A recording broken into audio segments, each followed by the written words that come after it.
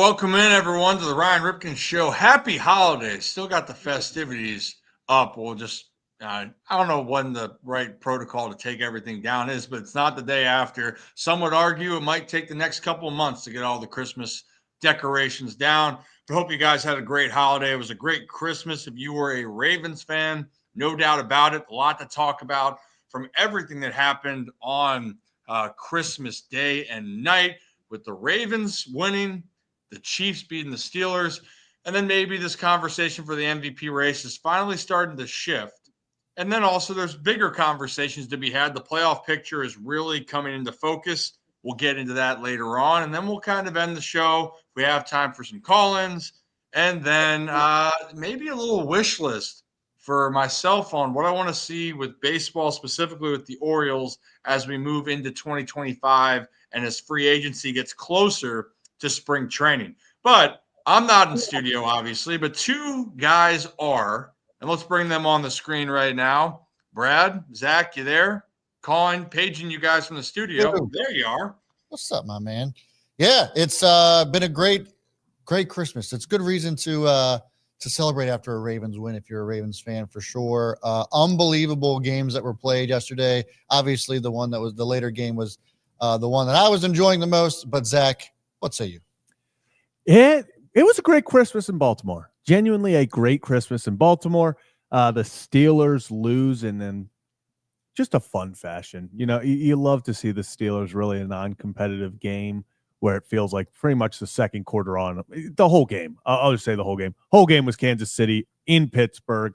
That was a great feeling. And then watching Lamar Jackson put on a show for the second straight Christmas. There is no gift better than that. Yeah, I wonder in general, fellas, if just like, I know the players wouldn't want this, but I think, is it fair to say the Ravens just might be the greatest Christmas team of all time? Like when they play on Christmas, this team is buzzing, right? And they made a statement out in Houston. Obviously, defense, arguably with one of their best performances, if not their best. The offense could not be stopped on the ground, through the air. Yeah. It was refreshing. And how about that? It was honestly, you could sit back and relax and kind of be like, well, you know what? I'm going to be stress-free. I might go have my third or fourth dessert, but then you kind of feel bad about it because then Derrick Henry and Lamar are turning down that red velvet cake, and then you're having second thoughts about yourself. Yeah, they couldn't have one bite of it. I mean, come on. One bite. Hey, I respect it. Are MVPs also crowned on Christmas? Because that's what it kind of feels like. It feels like that, Prita. And like you guys said, after you get past the yearly safety the Ravens love to take on Christmas, the team dominates. The team I would love So if there's two guarantees on Christmas. We will get a safety and Kyle Hamilton will come up with an interception. But Also, besides that, didn't realize this, but before the half was over, the 17-2 score, did you see that? That score gone? had never been a score by halftime ever in the history of the NFL. It's so weird. Yeah. I've been weird. Who keeps track of that, for one? But also a weird stat. I will say I want your guys' opinion on this because I've seen this on the internet. Is it funnier to shut out a team where they have 0 on the scoreboard, or is the 2 funnier? Because a lot of people are like, it's objectively funnier looking at that score and being like, oh, the only time the Texans scores was the Ravens got in the end zone, just the wrong end zone. Yeah, at least in that case, then there's no doubt that's like, oh, our defense scored these points. Yep. When it's a 0, then you can be like, oh, well, the defense could have done its job. Right. Or if there's 7 points, the offense might get credit. Oh, look, they must have moved the ball even if it was a pick 6. Mm-hmm. Right? The 2 definitely does look strange. It is crazy mirroring, though, Zach. 2 safeties in back-to-back Christmas games. But then 2 dominant performances and against 2 playoff teams. Now, the 49ers were the favorites at the time, but Houston just came off a game against Kansas City where they were competitive in that game. Obviously, the Tank Dell injury was horrific. That's a big loss for them. But then they come home, they're in their own building, and they get boat raced from the jump. I mean, Derrick Henry was running for 18 yards a carry, it felt like. Yeah. And Lamar and the Ravens only had to throw, 15 pass attempts Lamar ended up throwing? Yeah, and real fast, it's crazy to think, looking over, the C.J. Stroud and the Texans have played the Ravens 3 times over the past 2 years and have yet to score an offensive touchdown. They have 4 field goals, a punt return touchdown by the punt returner that's now the Ravens punt returner, and the safety. So they've scored 21 total points over 3 games, none of which have been an offensive touchdown. So that's crazy. Just wild. It feels like last year was Mike Mack, this year Zach Orr, who all the flowers in the world. I mean, Zach Orr has just done an incredible job recently putting it all together. You feel great for him. Hopefully he's doing better. Might be in concussion protocol, but more like his hip might be broken. Yeah, I don't know. We'll talk about that in just a little bit, but I do want to address a couple of housekeeping items. Welcome to the Ryan Ripken Show. Obviously, I'm not Ryan Ripken. He's over there on my left. I will tell you this, a couple things. Shout out. Just Another Quantum Wave Function is giving out gifts already today, so appreciate that. You. If you guys are interested in joining the channel membership, click that join button next to subscribe. I would love to have you part of the Ryan Ripken Show. Help support our channel that way. We give you all kinds of goodies in return. Also, just wanted the other housekeeping item before we get into the meat and potatoes of this Ravens game. Rip, we're at 13,999 subscribers. We got to get to 14,000 before the show's over. So somebody please just subscribe. Come on. Singular what are you doing? And I will firmly give a virtual handshake and thank you for your service. But in all honesty, it's really cool to kind of reflect on this. We're just over a year into this show. Really consistently, where we said we were committing to the Ryan Ripken Show is September 2023. And so realistically now we're about 15, 16 months, and now we're almost up to 14,000 subscribers. And really the community drives all this. We have so much in store. Obviously football season, everyone loves football season, but we are going to be really busy during baseball season. We have a lot of planned for 2025. So hit that subscribe button, hit that join button. And we can't wait to share what's next in our journey. So we appreciate every one of you for being a part of it. So we're now 14,001. So thank you. Oh my goodness. Hell yeah. Dreamer Nation. Hey, if Dreamer Nation's the one who did it, pull it up. Hey, thank you so much. If you could feel this, Dreamer Nation, I appreciate you. It's really cool, guys. And honestly, our community, for those that are just joining, they're amazing. There's a Discord in there for the whole Ryan Ripken Show. So if you guys are a sports fan, you can join the Discord, and guys are talking shop, our group, on anything really. But we are based out of Baltimore, but we do like talking about sports in general. So thank you guys. Am I missing any other subscriptions or any other housekeeping, Zach? No, I think we are. I think we're good. Yeah, we're good right now. Hey, maybe I'm going to try to put the link to the Discord in the chat. It's already there. There, you got it. You got it, Brad? Yep. Cool. There it is. Yeah, and you know what? And this is actually, we might have to add this to the program here because I'm hearing Jay Carl just post this. Mm-hmm. This ain't the MVP talk, but who's the defensive player of the year? That is fascinating, by the way, because there's no, let's just say, runaway candidates. And does Marlon Humphrey have a case? Was just about to say that. Yeah, I think he does. He's having a career year, and without question, the top corner in the league. I think he's doing quite well, and I think he deserves it. I think he deserves the DPOY. It is. So we'll get into all of that. But fellas, phenomenal game yesterday. We'll talk about some of those other points here. And here's the thing.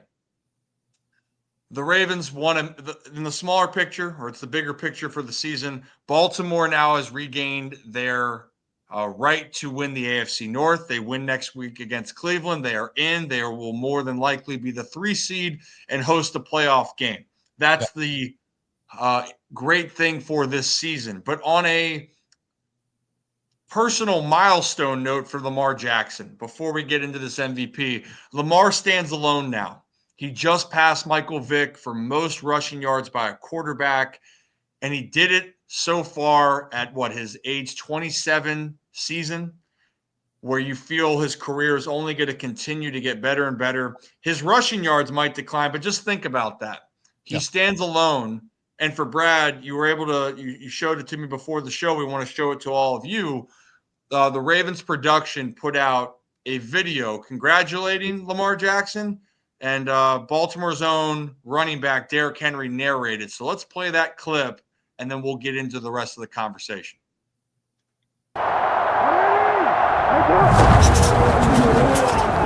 There are over 600 muscles in the human body. We use over 200 of them just for a single step. Each muscle working together so that step can lead to a remarkable journey. We've all seen the result, but what does it take? What happens when you look beneath the surface? The human body uses fast-twitch muscle fibers to generate quick power and force. But to run on this path, you gotta be built different. Your shoulders gotta be able to withstand the weight of a city. Stability at the core builds a strong foundation. The stride comes from the hip as the tension increases, expands, then absorbs the impact. But for him, it's just another step. Along the journey, superhuman senses activate. The vision to know where you're going and where any obstacle may hide. Smell the sense of your environment or the fear in your opponent. Feel the air rush against your skin or the pressure to be great.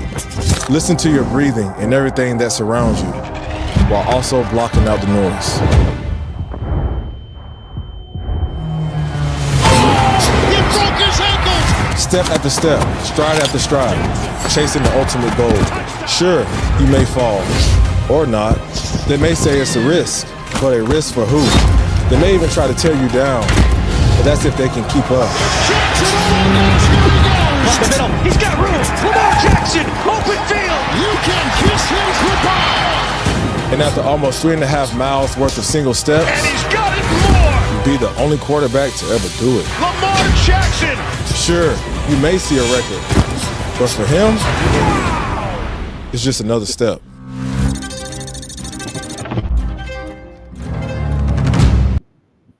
Amazing Just- production by the Ravens. Amazing.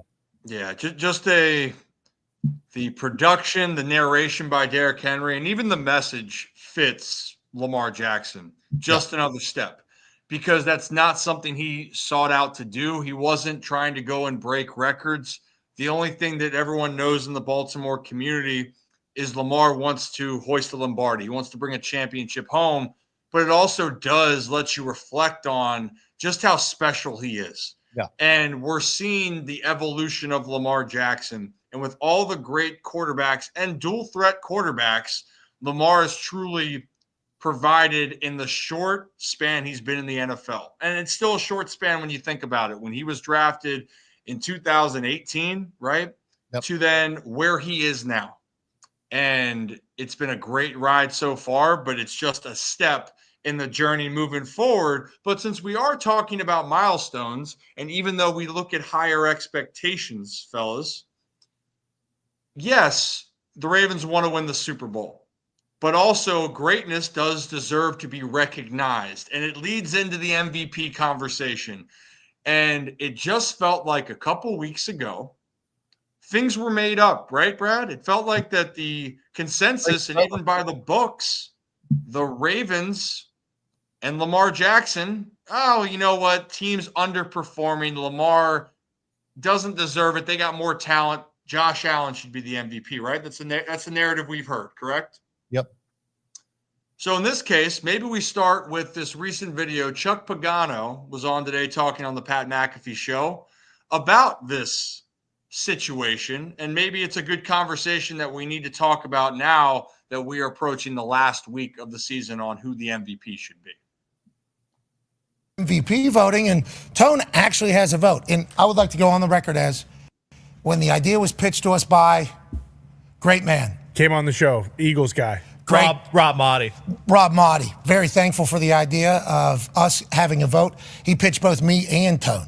And I said, I'm not the right guy for the job, Rob. Okay, I'm not the one that needs to decide this. Because this is legacy, right? This is Hall of Fame stuff. This is next contract stuff. This is how they remember you as a football player, these types of awards. Now, do I think people put way too much stock in all of them? absolutely. But I'm not the one that needs to be doing it. So Tone is representing the program on this particular vote. Yeah. What are your thoughts, especially with what Lamar did just yesterday? It looked like, Josh Allen was a runaway a couple weeks. What he did in that 4 or 5 week span was just absurd. But then you see Lamar go out and think he all-time rushing leader for a quarterback in the history of the game. 6,110 yards, surpasses Michael Vick. That is correct. I mean, and then you're looking at Saquon, who's got a chance to break, is it Dickerson's record? Yes. Rushing record? So if he does that, Josh keeps rolling. Lamar, he just set a new record, right, for rushing yards for a quarterback. I mean, good luck. These are all public, too. And the narrative is going to be like, okay, they both got to do it in the playoffs. I wish they'd wait for this. When does this vote come out, AP? January 6th is when we have to have the vote in. That's a weird date to have, but they AJ Hawk's birthday. Yeah, first Raw on Netflix. Clear picture. Oh wait, yeah. I mean, that was in like 8K. It looked fantastic. Is that a Monday then? Yeah. Sorry, January 8th. Then the Wednesday after the final week. Okay, January 8th. And this is predominantly a quarterback given award goes to a quarterback, right? Yep. So if these two stayed neck and neck, that's a tough one. That's a tough one because Lamar, like we've all been watching him since he was just down the road in Louisville, right? Just even in high school, he had highlights popping up. Obviously, just tearing, gone. I mean, just sick. 21.25 miles an hour there. That's the fastest he's ever been tracked. He said, I'm jogging. Yeah, he was just kind of striding out. He came into the season lighter. This is a stupid play. The amount of time he had to wait for Likely to decide to turn and go that way with Daniil Hunter, I think he's in his face there. That's one of the best pass rushers in the NFL. Him just chilling, basically, no worries. Doesn't even think that there's going to be a turnover. He has nothing but control of the sport whenever he's playing it. And I said there's no question that Josh Allen's the best player in the sport just a few weeks ago when he had 6 touchdowns, 3 rushing, 3 passing, only quarterback to ever do that or whatever. Watching Lamar yesterday, hold on, it was hard not to be like, oh, man. Guy with microphone says something that is supposed to be a matter of fact, and it is not at all. He is. So Pat even saying right there, this is why this is the perfect time to talk about the MVP. And honestly, we know that we've talked about it well before because people start the conversations in week 4 or 5. So, yeah, we'll have the conversation. But if we're being realistic, you can't have the conversation until you're going into the final week. We're here almost. The Ravens have 1 game left. And I think the bigger point that we're trying to say is when you watch Lamar play and you take out the numbers, which are leading in almost every category that he can, when you watch number 8 on the field, can you say that there is a guy that can impact the game more? DeMeco Ryans, the head coach of the Texans, is even saying before the game, he's the MVP in my book. And Brad, I think that everyone becomes prisoners of the moment. And I'm sure a lot of people are going to be prisoners of that moment. But we also, if you watch Lamar all season long, this is nothing new. It just happens to be happening at the right moment, the right time, and on a national, global audience. Yeah. And Lamar Jackson, once again, when the lights are shining brightest in the regular season, he delivered a astounding performance to all viewers out there. Yeah, we talked about it on the show before the Steelers game that if Lamar could show up and show out during the Steelers game and this game on Christmas Day where the entire globe is watching, that it would be a lock. And I was in my, obviously you guys can tell that I'm a Ravens fan, but like, how do you argue against what Lamar Jackson is doing? And I would take this a step further and say that he is in the running for the greatest football player of all time. We've had some discussions about comparing Shohei Ohtani to some other players in the NFL. I think this actually would be a fair comparison because no other quarterback has had this type of running ability and the accuracy that comes along with it as far as passing is concerned. Nobody's going to be able to touch, at least anytime soon, a 4,000-yard passing season and a 1,000-yard rushing season. Now, we only have 1 more game to go. If Lamar Jackson runs for 150 yards, that would be absolutely insane. But my point is that no other quarterback is doing anything like this that we've ever seen in the history of the game. And we're talking the last 100 years. That's why I think that Lamar Jackson could be in that conversation of greatest football player of all time if he decided to hang up his cleats after this year. Wow. I think, after this Tell year. me why he wouldn't be, though. Yeah, I think if you go talent-wise, when you go the combination, obviously the greatest of all time, we bring into account the winning, the Super Bowls, all that. Sure. So that's why it's hard to say. I don't know if he would go after this year, but man, if Lamar grabs 2, 3 Super Bowls down the line, it's going to be hard to keep him out of the top 2. He has that sort of talent of, like you said, we've never seen before. And going into the MVP conversation over the past 2 weeks, or I guess week, because they played so close together, like you said, we felt like if Lamar Jackson was going to have a chance for MVP, it was, hey, here are 2 games, Steelers and Texans, where you are the only game on. Yeah. It is all eyes are on you. If you can go out there and put on a show, Josh Allen was minus 1,000 for MVP odds. After these 2 games, Lamar Jackson on national television doing what Lamar Jackson does, he's suddenly only minus 190. So I still think right now, at this moment, I think the ball is still in Josh Allen's court. He's got 2 games left compared to Lamar's 1. That he has to play. Yeah. But as we talked about a little bit before, Brad, Josh Allen can't afford to, against the Jets team that has playmakers on the defensive side, he can't afford to kind of slip up here. No, even if they win that game, if he has a game like he played against New England, where it really never felt like Josh Allen was the one in control of the game, it felt like New England kept kicking themselves in the foot. If he has another one of those games, then I think it gets really, really interesting. I think Lamar goes as the front runner, but with just Josh Allen having 2 games left, eyes are going to be on Josh Allen because people want to see who the MVP is. I think it's still Josh Allen's to lose, but Lamar Jackson has done nothing to prove that he isn't the MVP. I think it's solely going to come down to these final 2 weeks. If Lamar Jackson goes and puts up a good game against Cleveland and Josh Allen has 2 okay games, I think it's Lamar Jackson's. Yeah, and if you guys just joined us, new to the channel, hit that like and subscribe button. The Ryan Ripken Show. We're live every Monday and Thursday at 3 p.m. Eastern Time. But for this conversation, right? And look, Josh Allen, phenomenal player. I love what Josh Allen is doing. Yeah. And even though, to your point, Zach, and that was on ESPN Bet and Hollywood Casino up there, their odds, it was minus 900 for Josh Allen to win the MVP prior to this game. And now those odds are shifting almost pretty close to even. Lamar's was now plus 150. Yeah. So the lines were moving down in favor. But the bigger thing here is Lamar Jackson. I think if you're looking at the body of work from this season, there hasn't been moments of hiccups throughout the whole year. And I love the conversation of a course of a season, not being caught up in 4 to 5 weeks. And Josh Allen's moments where they beat the Chiefs, great game against the Lions, the Rams, they lost that game. He was sensational. Those were great moments. But when you look at Lamar, it wasn't 1 or 2 games for Lamar Jackson. It has been the entire course of the season. And by the way, it's been against some really good teams along the way. Yeah. The other part I wanted to pull these clips up here. I put up the video of Lamar of the sensational plays. Like, guys, we're talking about moments in a season. We're talking about MVP moments. People forget Lamar had that one against Cincinnati earlier this year. Lamar had 3 of them in this game alone and 2 on the same drive.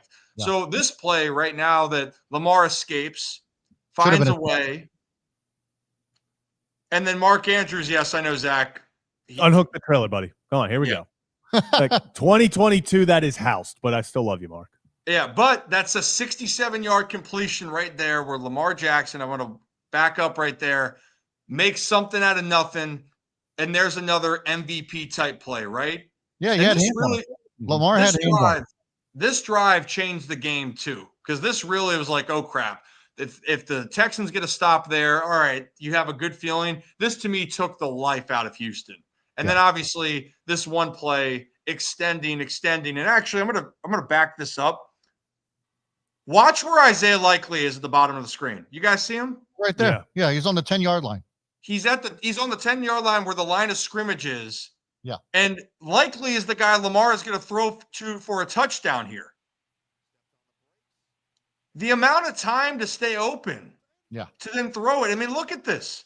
Lamar is waiting, and the defenders don't know what to do. He's just all right, standing do we there. go get him? Also, real fast, if you can pause it, go back a little bit here. Let me. Yeah. So right here, the Texans defender in front of Lamar Jackson. For those who don't know, that's Daniil Hunter.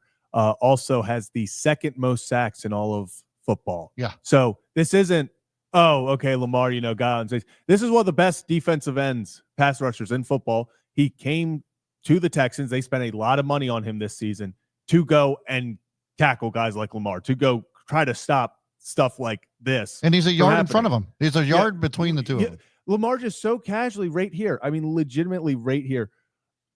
The sidestep, he's like, oh, and never mind. It just, he doesn't move at all. He's sitting there with this confidence and like just calmness where he's like, almost like the defenders are like pests. He's like, come, guys, get out of here. He's like, I'm trying to do something. Like he's literally like annoyed with them. He's like, hey guys, can you get out of the way real fast? Can you just quickly? And he's like, there's likely touchdown. It's unreal. And both those guys. Before the ball even got into Likely's hands, he knew it was a touchdown. Put his fingers up and was just like, this is a done deal. Yeah. But it further validates. It validates, though, these are plays that Lamar makes on the regular basis. We didn't show the 50-yard run where Lamar ran almost 22 miles an hour, which he made that look easy. He makes extremely challenging plays look almost second nature. Josh Allen has that ability too. I'm not taking that away from Josh. He is unbelievable. Lamar and Patrick Mahomes are probably the three quarterbacks athletically that can do things that no one else can do. Joe Burrow, I think he's a great quarterback, and I think he's one of the best quarterbacks. Obviously, fantastic year. But you can't tell me that another player constantly, if you've watched the Ravens as much as we have and other people have, this is not new to Ravens fans. But I'm glad that the national audience, at least, Lamar showing on the biggest stage, well, hey, this number 8 in Baltimore ain't half bad. And actually, if you watch him closely enough, this is just another day at the office for Lamar Jackson. So that said, hey, Joey C says right there, Josh Allen, 1,000 to win MVP 2 weeks ago. Now it's plus 240. So it's going to be a fascinating race. And it is a quarterback award, guys, right? It's a quarterback award. Yeah. Sorry, Saquon. So, yeah, sorry, Saquon. He had a phenomenal year. But it's going to go to Lamar Jackson or Josh Allen. And the narrative, the one thing, both quarterbacks will say, I want to win the postseason. Yeah. Well, and that's why I made the Ohtani, and I know that you brought up the championships, and I agree. Like he's going to be judged by Super Bowl wins, and I don't think anybody's touching the Tom Brady one, at least for a while, unless Patrick Mahomes just continues to just be himself. Yeah. I think just with Ohtani, it's like the pitching and hitting, right? And there are running quarterbacks in the NFL. Don't get me wrong, but there aren't running quarterbacks in the NFL that can do what Lamar Jackson does and be as an elite of a passer that he is. And that's why I say that I think that's the most fair comparison if you're going to compare somebody like Shohei Ohtani to somebody in the NFL. Yeah. And the other thing is these, we talk about showing up in these big moments and stuff. 3 games in 11 days. This was seen as a gauntlet for the Ravens. This was a gut check type time of, okay, let's see how well you can do, because it didn't, you had the Giants and that felt like an easy kind of step into the thing. You felt like get the momentum going there, but then a tough Steelers team with the division on the line. Yep. And then you have on Christmas, a very talented, hungry Texans team. The Ravens outscored in 11 days. They scored 100 points and only gave up 33, I believe. So, they stepped up to the plate. The Baltimore Ravens stepped up to the plate, and my God, did Lamar Jackson step up to the plate. All 3 games you watched, and even when the stats didn't jump off the page to you, at no point did you feel like Lamar Jackson wasn't in complete control of the game. Well, and that's the last thing I'll say is people can go, whoa, we're supposed to be mesmerized by a guy that didn't have to throw much, and the Ravens are better off when he doesn't throw the football more than 30 times. I'll break it to anybody. No team wants their quarterback to throw more than 30 times in a game. Why? No. That means that you're controlling the game. The best, the absolute best. Joe Burrow and the Bengals, he's phenomenal. Do you think the Bengals want to throw 50 times? No. Why? It's not a recipe for success. Lamar Jackson, we want to take it back. You guys remember that 2021 season when all the injuries happened to the team and the Ravens were 8-3 and they were number 1 in the AFC and Lamar was having comebacks and throwing for all this yardage? He can do it. It's not about that, but it's about winning football games. And the last thing I want to say with this narrative, I'm not going to penalize a guy like Lamar and the Ravens for having Derrick Henry. No. I would argue Derrick Henry is real. The reason why also he's looked phenomenal. He's going to go down as one of the best running backs ever. But also, how do you get more opportunities and bigger holes? Well, it helps with the quarterback that you are playing with is changing the game. Yeah, So I mean, you guys, real fast, you you look guys at know who has. You guys know who has the most tied for the most touchdowns by a non-quarterback this year? No. James Cook, Buffalo Bills. Okay. You know, just if we're going to use it for one guy, you got to use it for both. I agree. The other thing I would say to piggyback on Rip's, perspective there, J.K. Dobbins was also a great running back when he was with the Ravens, and he hasn't done much now. I know he's coming off of injury, but he just hasn't been the same guy. Mark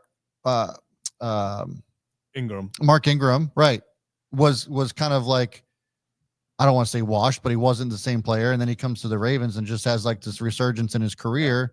But I think a lot of that, again, to your point, Rip, it's Lamar elevates the running back. It's not the other way around. Yeah. And just because you're bringing in an elite running back in Derrick Henry doesn't mean that you get to take that credit away from Lamar. Yeah, me and Kevin talk about this all the time. If you want to know the Lamar Jackson effect on the run game, watch every single time that they hand the ball to Derrick Henry and half the defense is stopped in place thinking who's getting the ball. Right.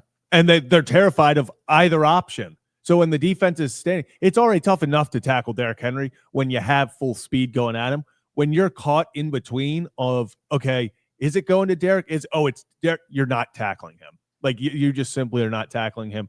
I did at one point, I will say, hand up, midway or at the end of the first quarter, I did place a wager for Derrick Henry to break the rushing single game record. 82 yards. I thought he was just in the first quarter. I thought Derrick would, I had, if he would have gotten anything above 175, I had every single leg. I had 175, 200, 225, 250. I was like, go up, just break Jamal Lewis real fast.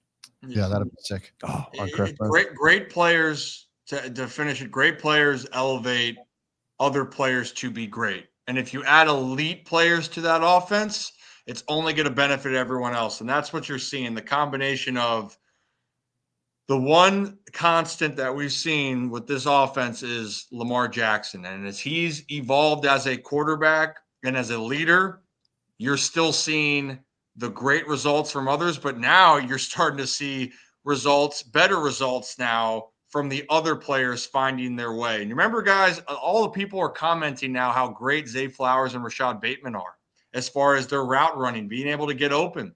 Yeah. No doubt about it. They're skilled, they're talented, but it's the evolution of what 8's doing.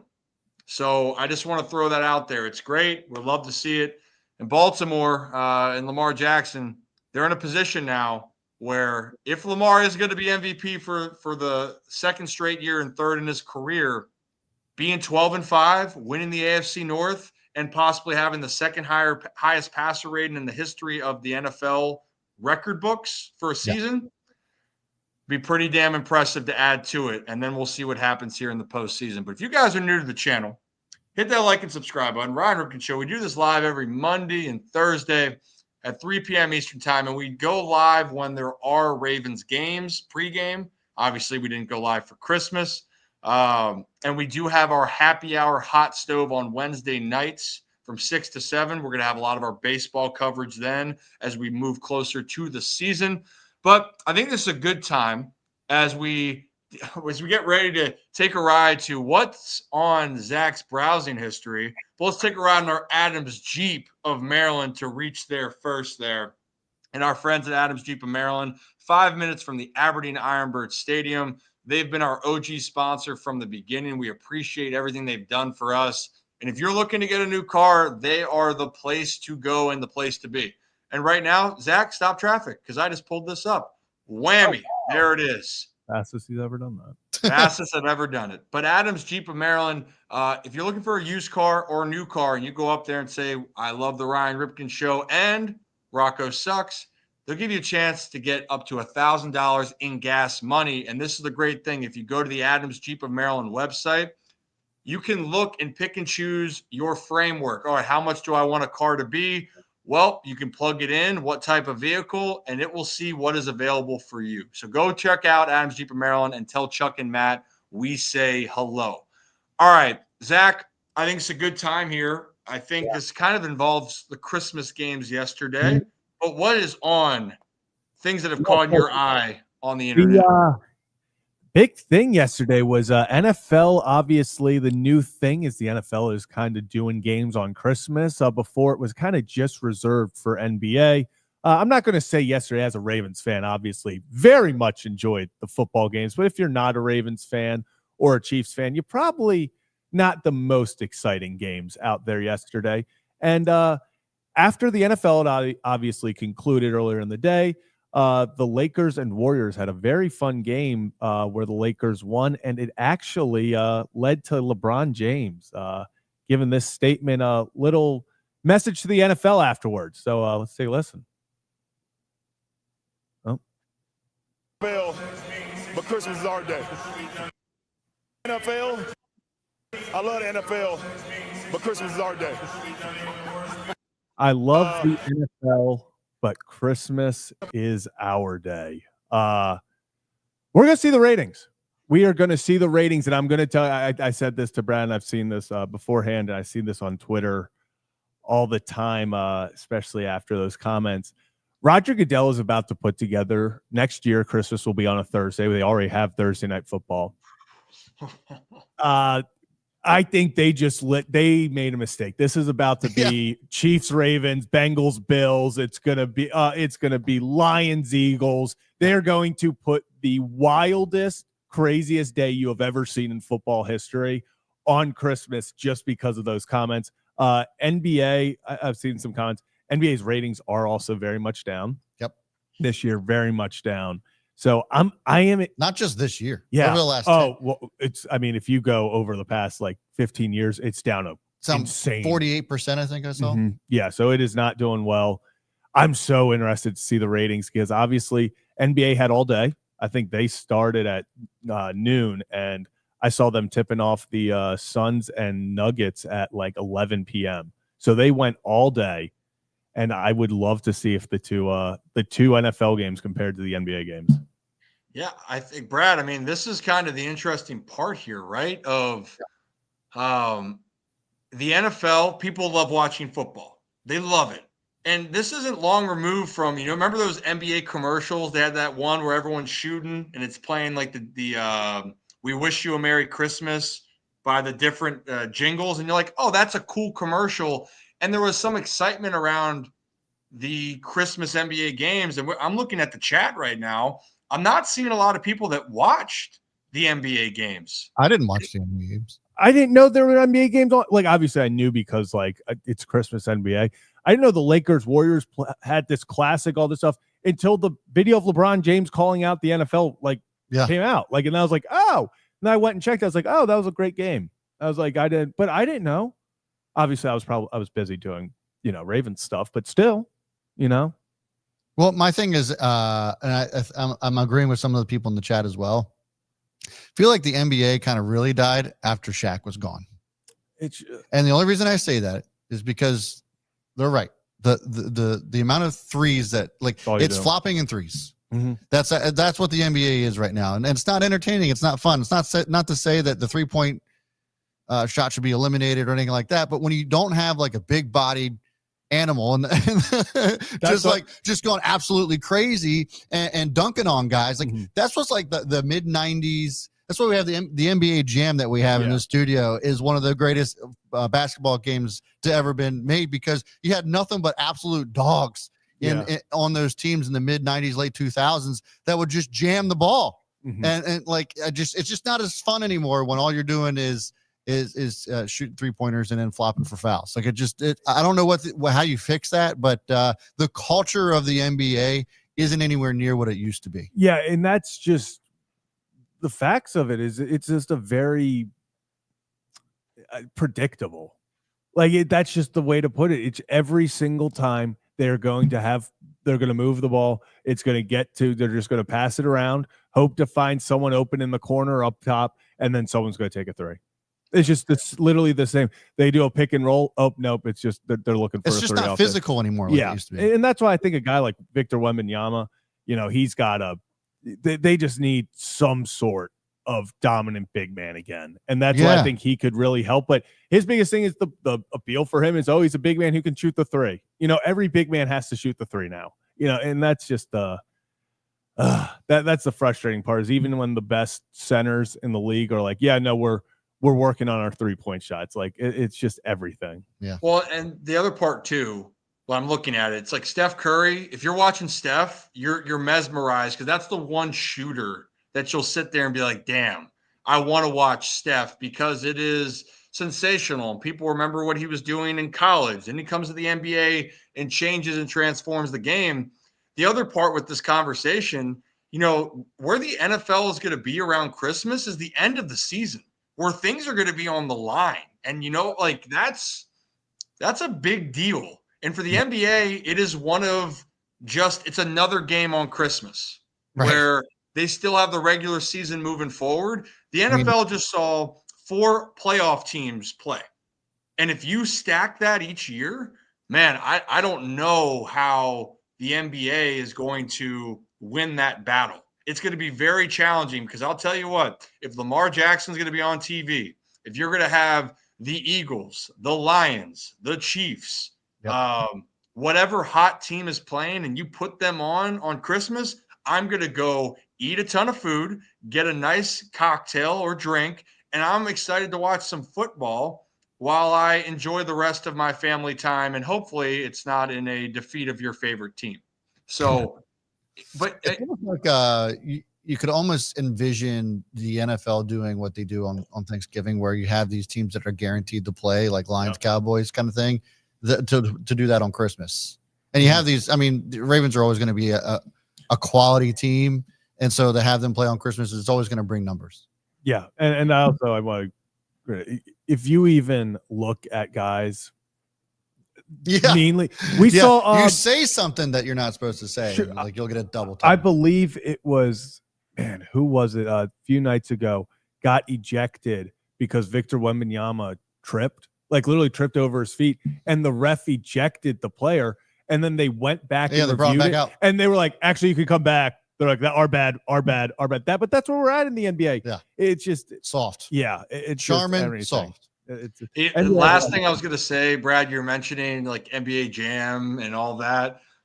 With the NBA, and I'll say the athletes, like the talent is there. Like it's there. There's so many talented players in the game. But what do people remember? They remember the physical highlighted plays. NBA dunk contest, not the same that they used to be. Nope. Shaq in the paint. Hell, Blake Griffin when it was Lob City out there in LA for the Clippers, people were like, oh, damn, this is exciting.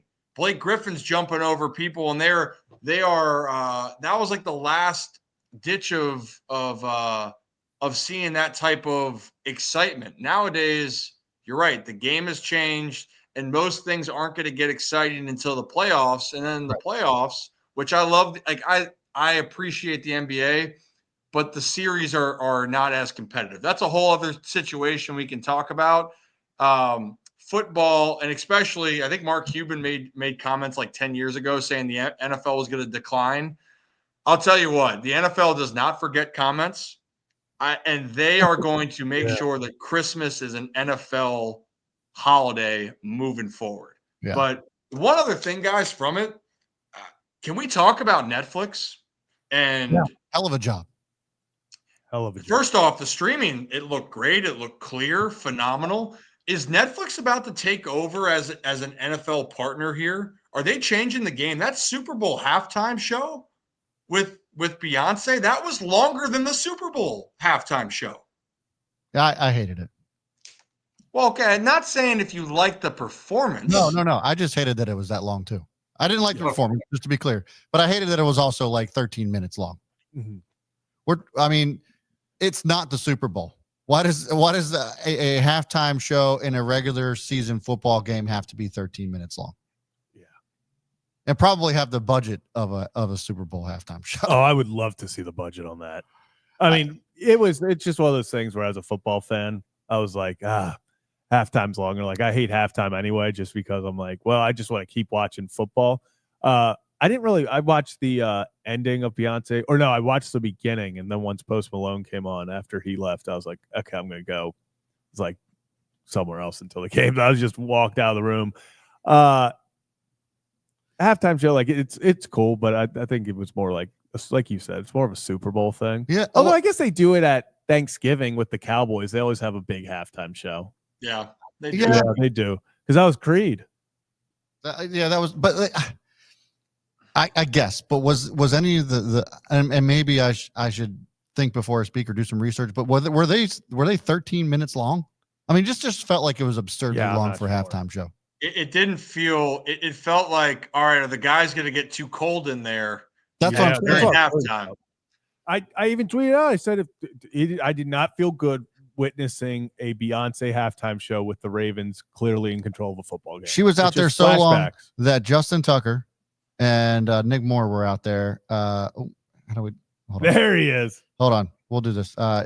She was out there so long that Nick Moore and Justin Tucker saw them. Watched part of the performance. You can see there's Nick right there, number Nick. 46. Nick and Beyonce, same. I was hopeful that he was coming on today, but for obvious reasons, he's doing Christmas with the fam. But I was just would have been like, what was it like? At least seeing that. Oh yeah, but you know what? I'm seeing comments here, guys, about with all Netflix. Smart move for Xmas with whole families watching. Yeah, and then Fato's fan, like it all makes sense. It's because they have an audience they might not typically have, and they're trying to pull in more potential customers. Fellas, I think Netflix is going to get more and more involved with the NFL. Like, I feel like, without a doubt, like I think it's going to happen. I think that the NFL has now said, or Netflix is like, I want to make a good first impression. We're going to blow this thing out, and they legit blew the thing out of the water. Yeah. And everyone now is talking about, okay, it's a long Super Bowl show, but all right, they put a lot of time and effort into everything. And I think that's the part where I'm really curious moving forward, because Amazon already has the big deal on Thursday nights. Netflix is trying to become that next group in there. And why wouldn't they? Right? Yeah. That's just where things are going. And I'm glad that the streaming was good, because if that was a problem on Christmas, then Netflix would have lost a lot. That would have pissed off a lot of people. And then NFL made $100 million from Netflix off of that for 2 games. Yeah, absolutely. That was the final number. Yeah.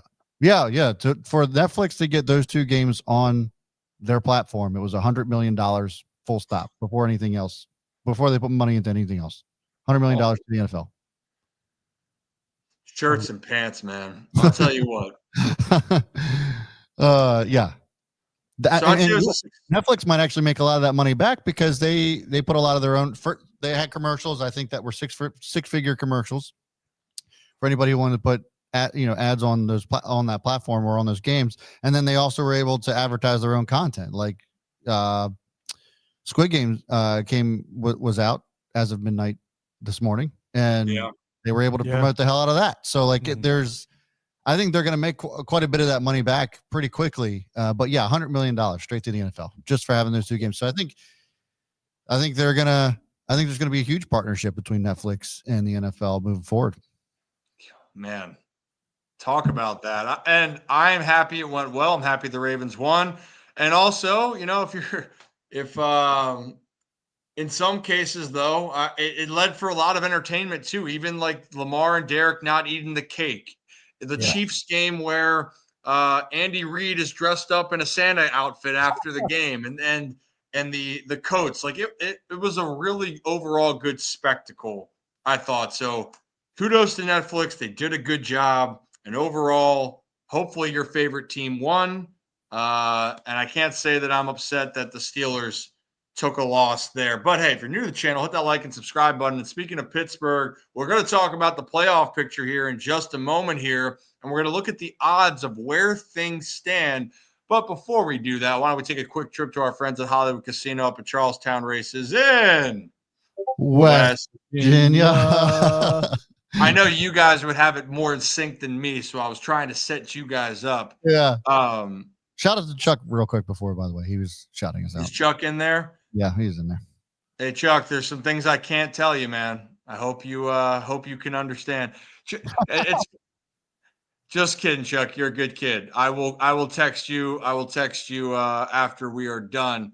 But guys, our friends up at Hollywood Casino at Charlestown Races in West Virginia.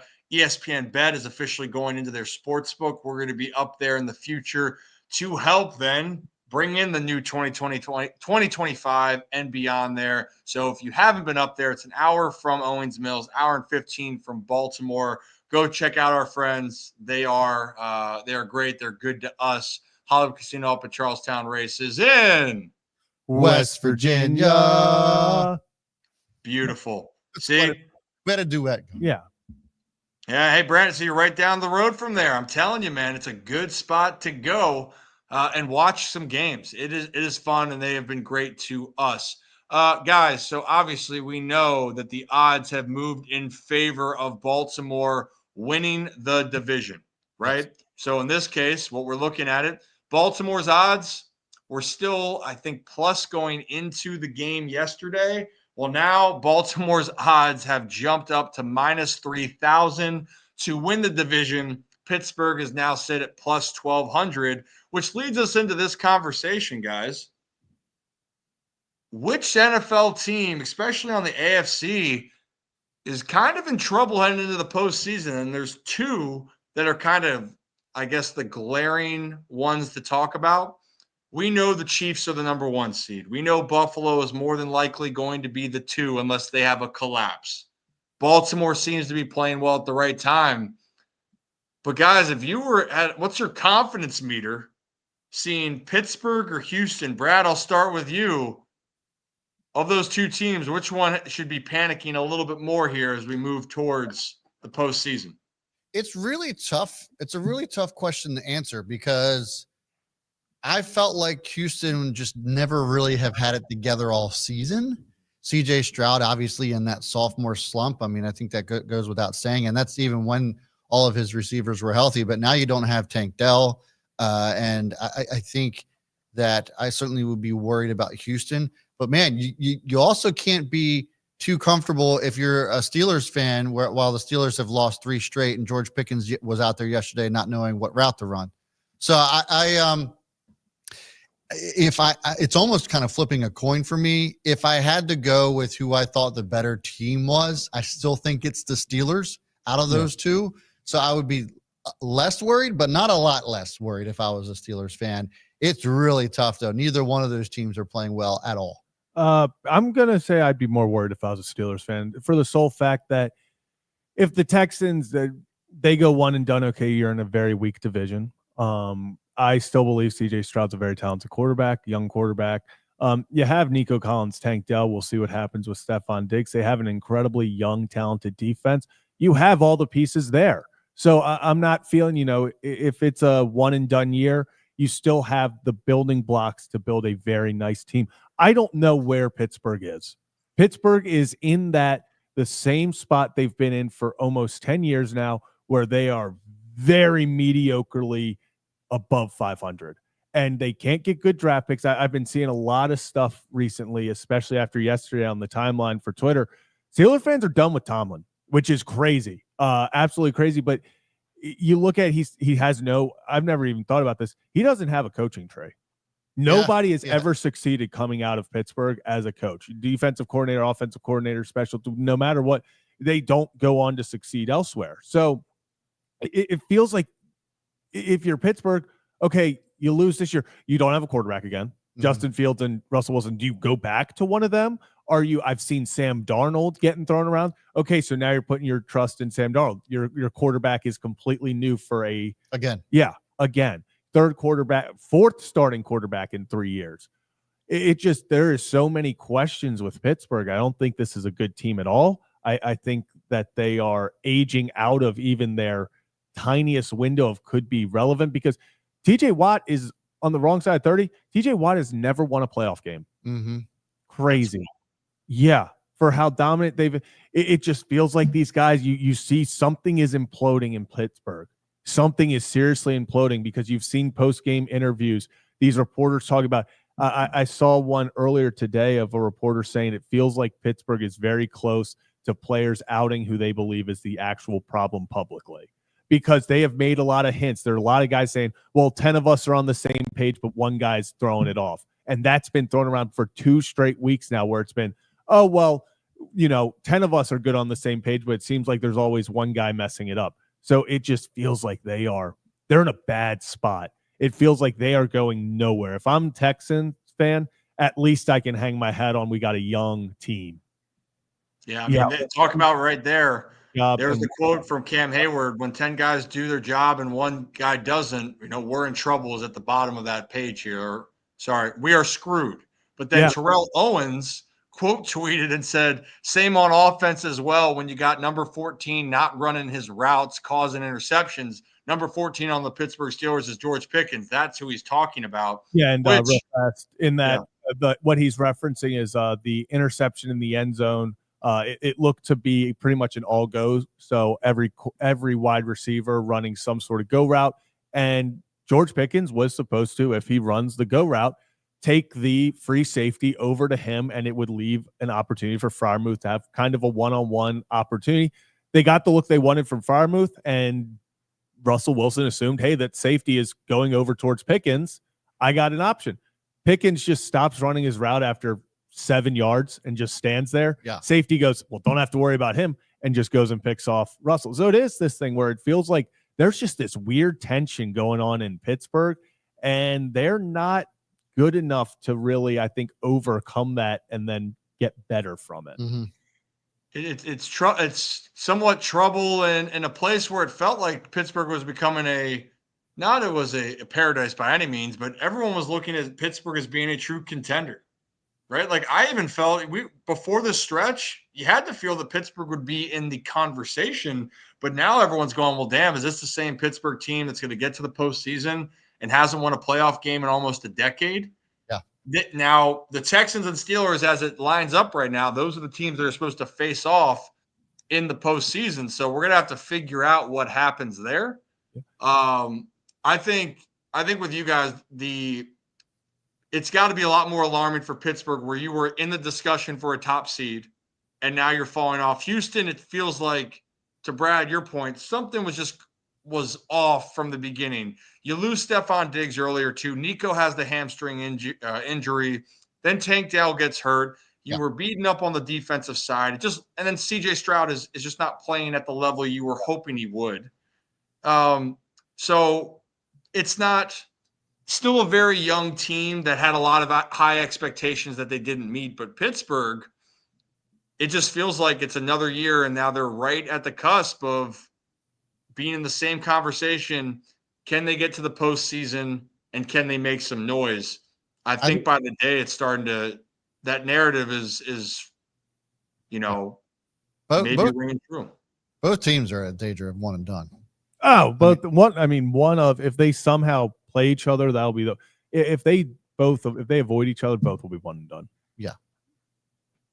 Actually, let me see. So, and I will say one of my favorite weekly things that has happened more recently over the past 3 weeks is the inevitable second half 3-and-out by the Steelers, and then they immediately go, and this happened after the third down, and it's an incompletion over somebody's head, and the camera just pans across the field, and there's George Pickens staring at Russell Wilson's soul, just standing there taking his helmet off, and you're like, oh my God. Like George Pickens wants to hit somebody right now. And right now, so people know, it would be Steelers Texans if the the results stood, the only way that would change is if the Ravens weren't to win next week and Pittsburgh does, and also if the Ravens win the division, which that's the expectation.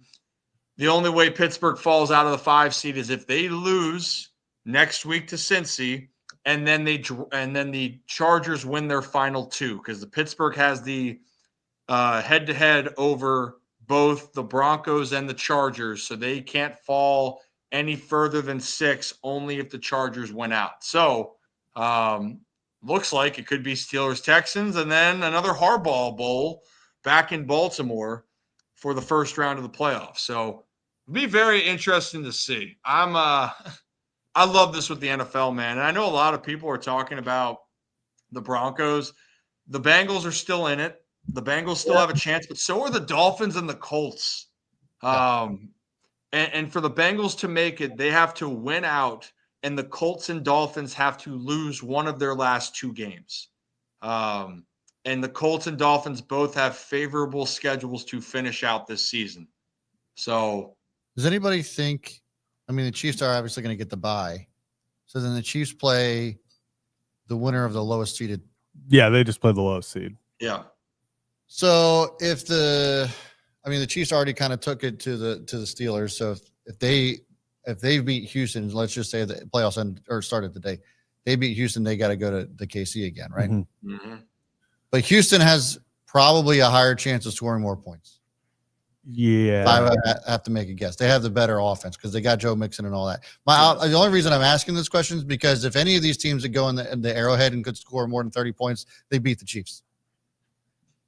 Yeah. You want to know why I say that? They haven't scored 30 all year. They haven't scored 30 all year, and the only other teams to do that are the Giants, the Raiders, and who's the other one? Remind me. Patriots? Patriots.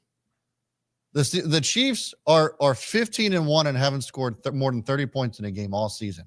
I will go. I mean, I know that they played pretty decent yesterday, and Patrick Mahomes is Patrick Mahomes. They've won back-to-back Super Bowls, whatever. But I'm telling you, this is the most fraudulent 15-1 team I've ever seen in my entire life.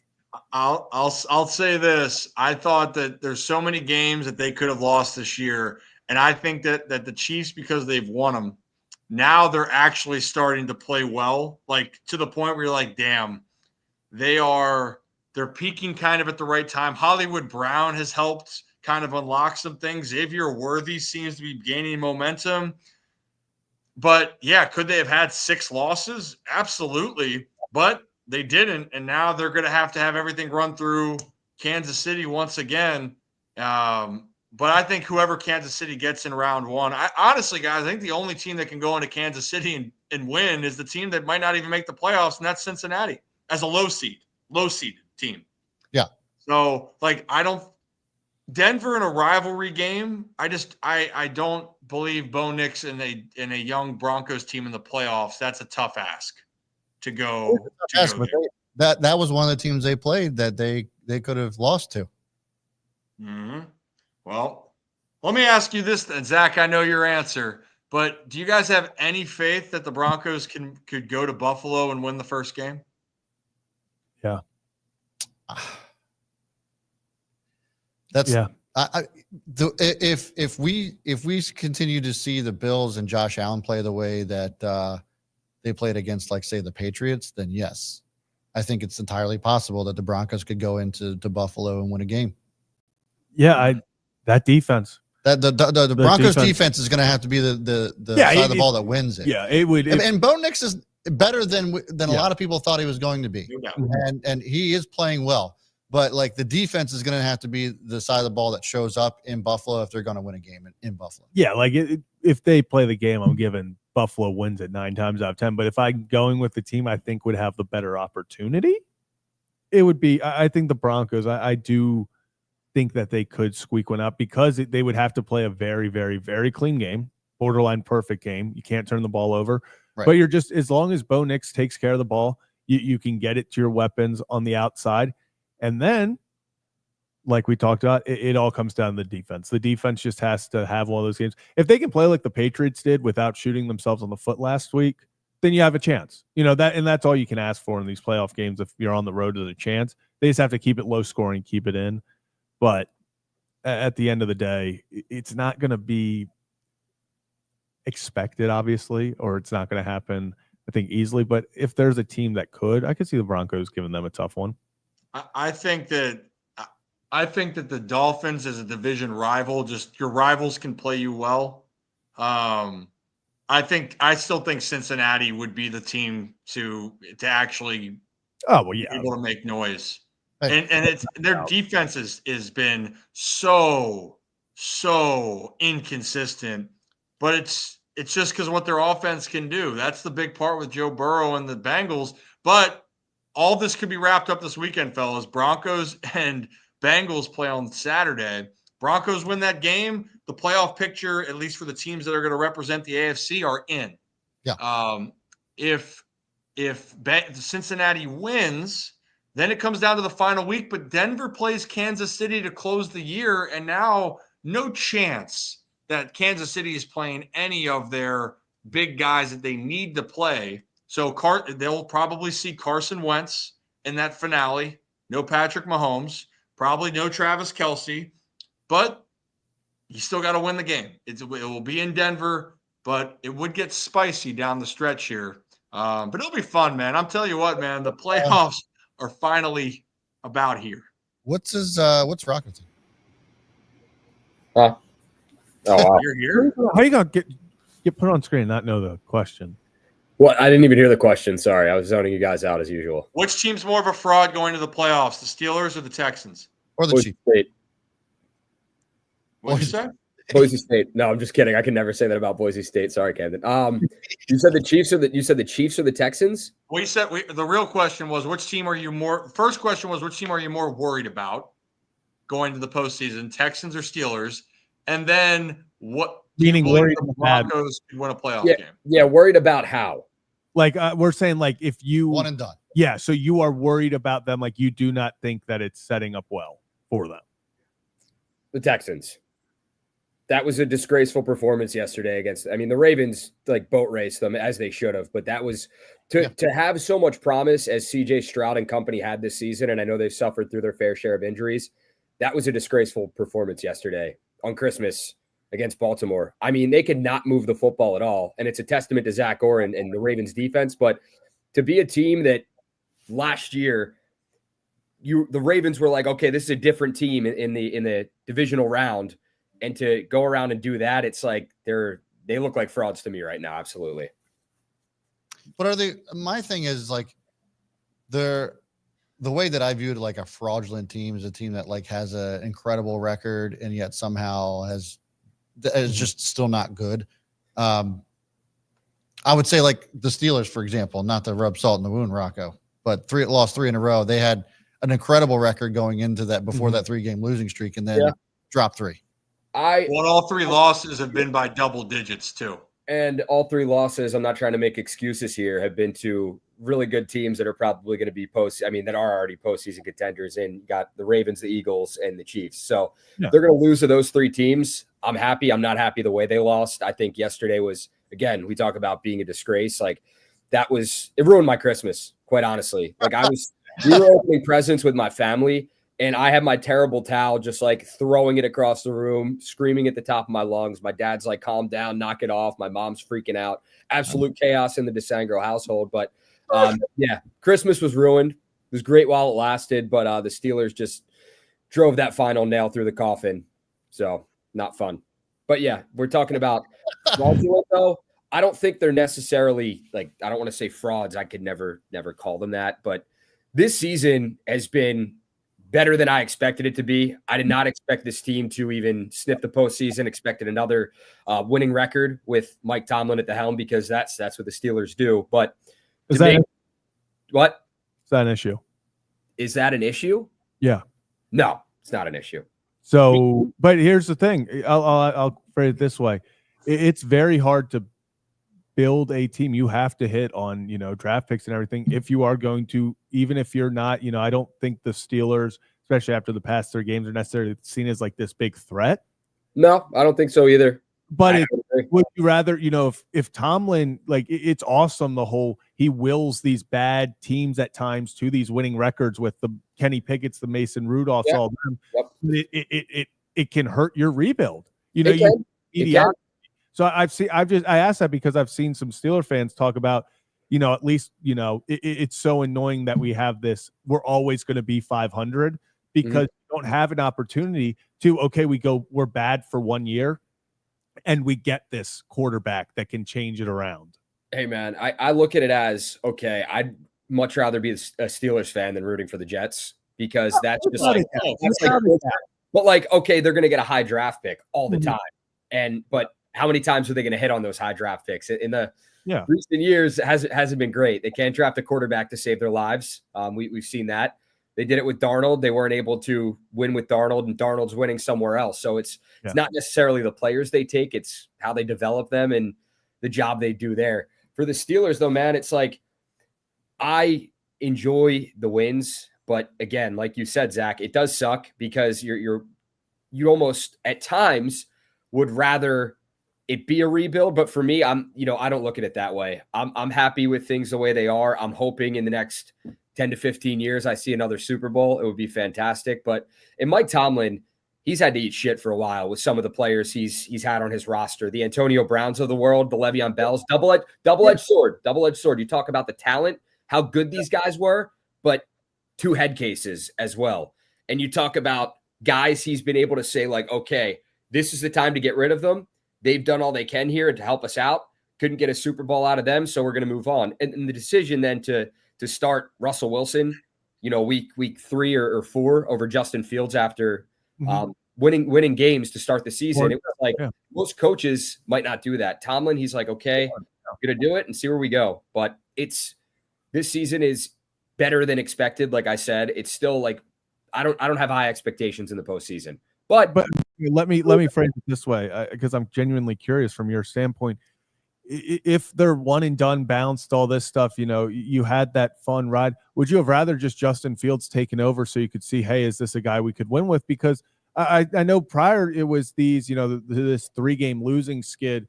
There were the questions of, hey, do you give Sam Darnold, Russell Wilson, that kind of Geno Smith type contract of, hey, let's give him 3 years, $100 million, and just let him be the quarterback for 3 years.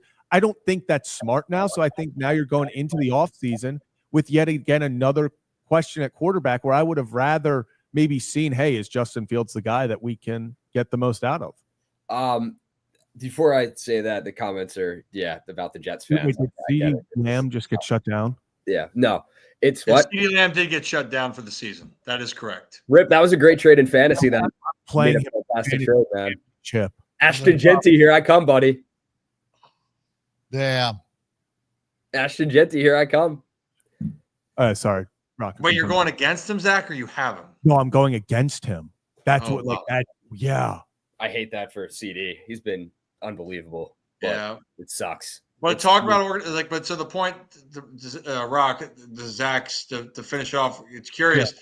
Pittsburgh has been a team. I tell people I'm around. It's a conversation. Do you want your team to constantly be contending to be a playoff team, or would you rather go through some tough years to then find that you can have a realistic chance at a Super Bowl? Because the one thing the last 10 years for Pittsburgh, they are a consistent, can make the playoff team, but they haven't never been considered a Super Bowl contender.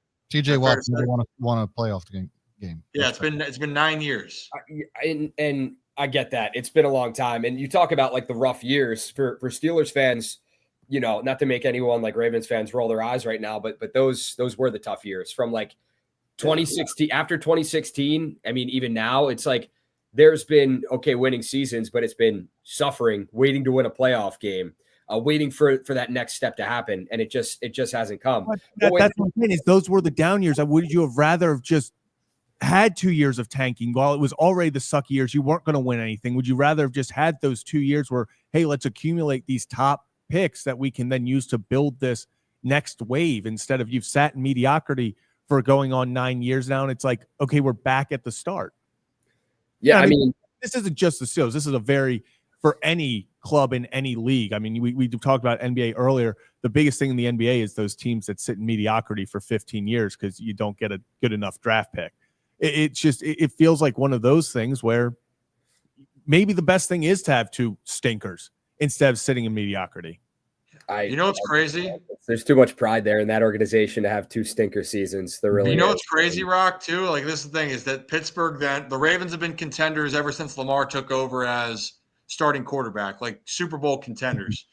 And they lost 8 of 9. So Pittsburgh knows how to beat the Ravens in that case, but they don't know how to compete with some of the other high-profile teams. We're going to find out. Like, we could talk about this conversation for days, weeks, months, maybe the entire 2025 year if we wanted to. But we probably should, guys, tamper this. We'll move on. But, hey, if you're new to the channel, hit that like and subscribe button. Rocco, we went over 14,000 subscribers during the show. Yeah, there we go. What that calls for. Sparkling water, baby. Oh, yeah. Some sparkling seltzer right now.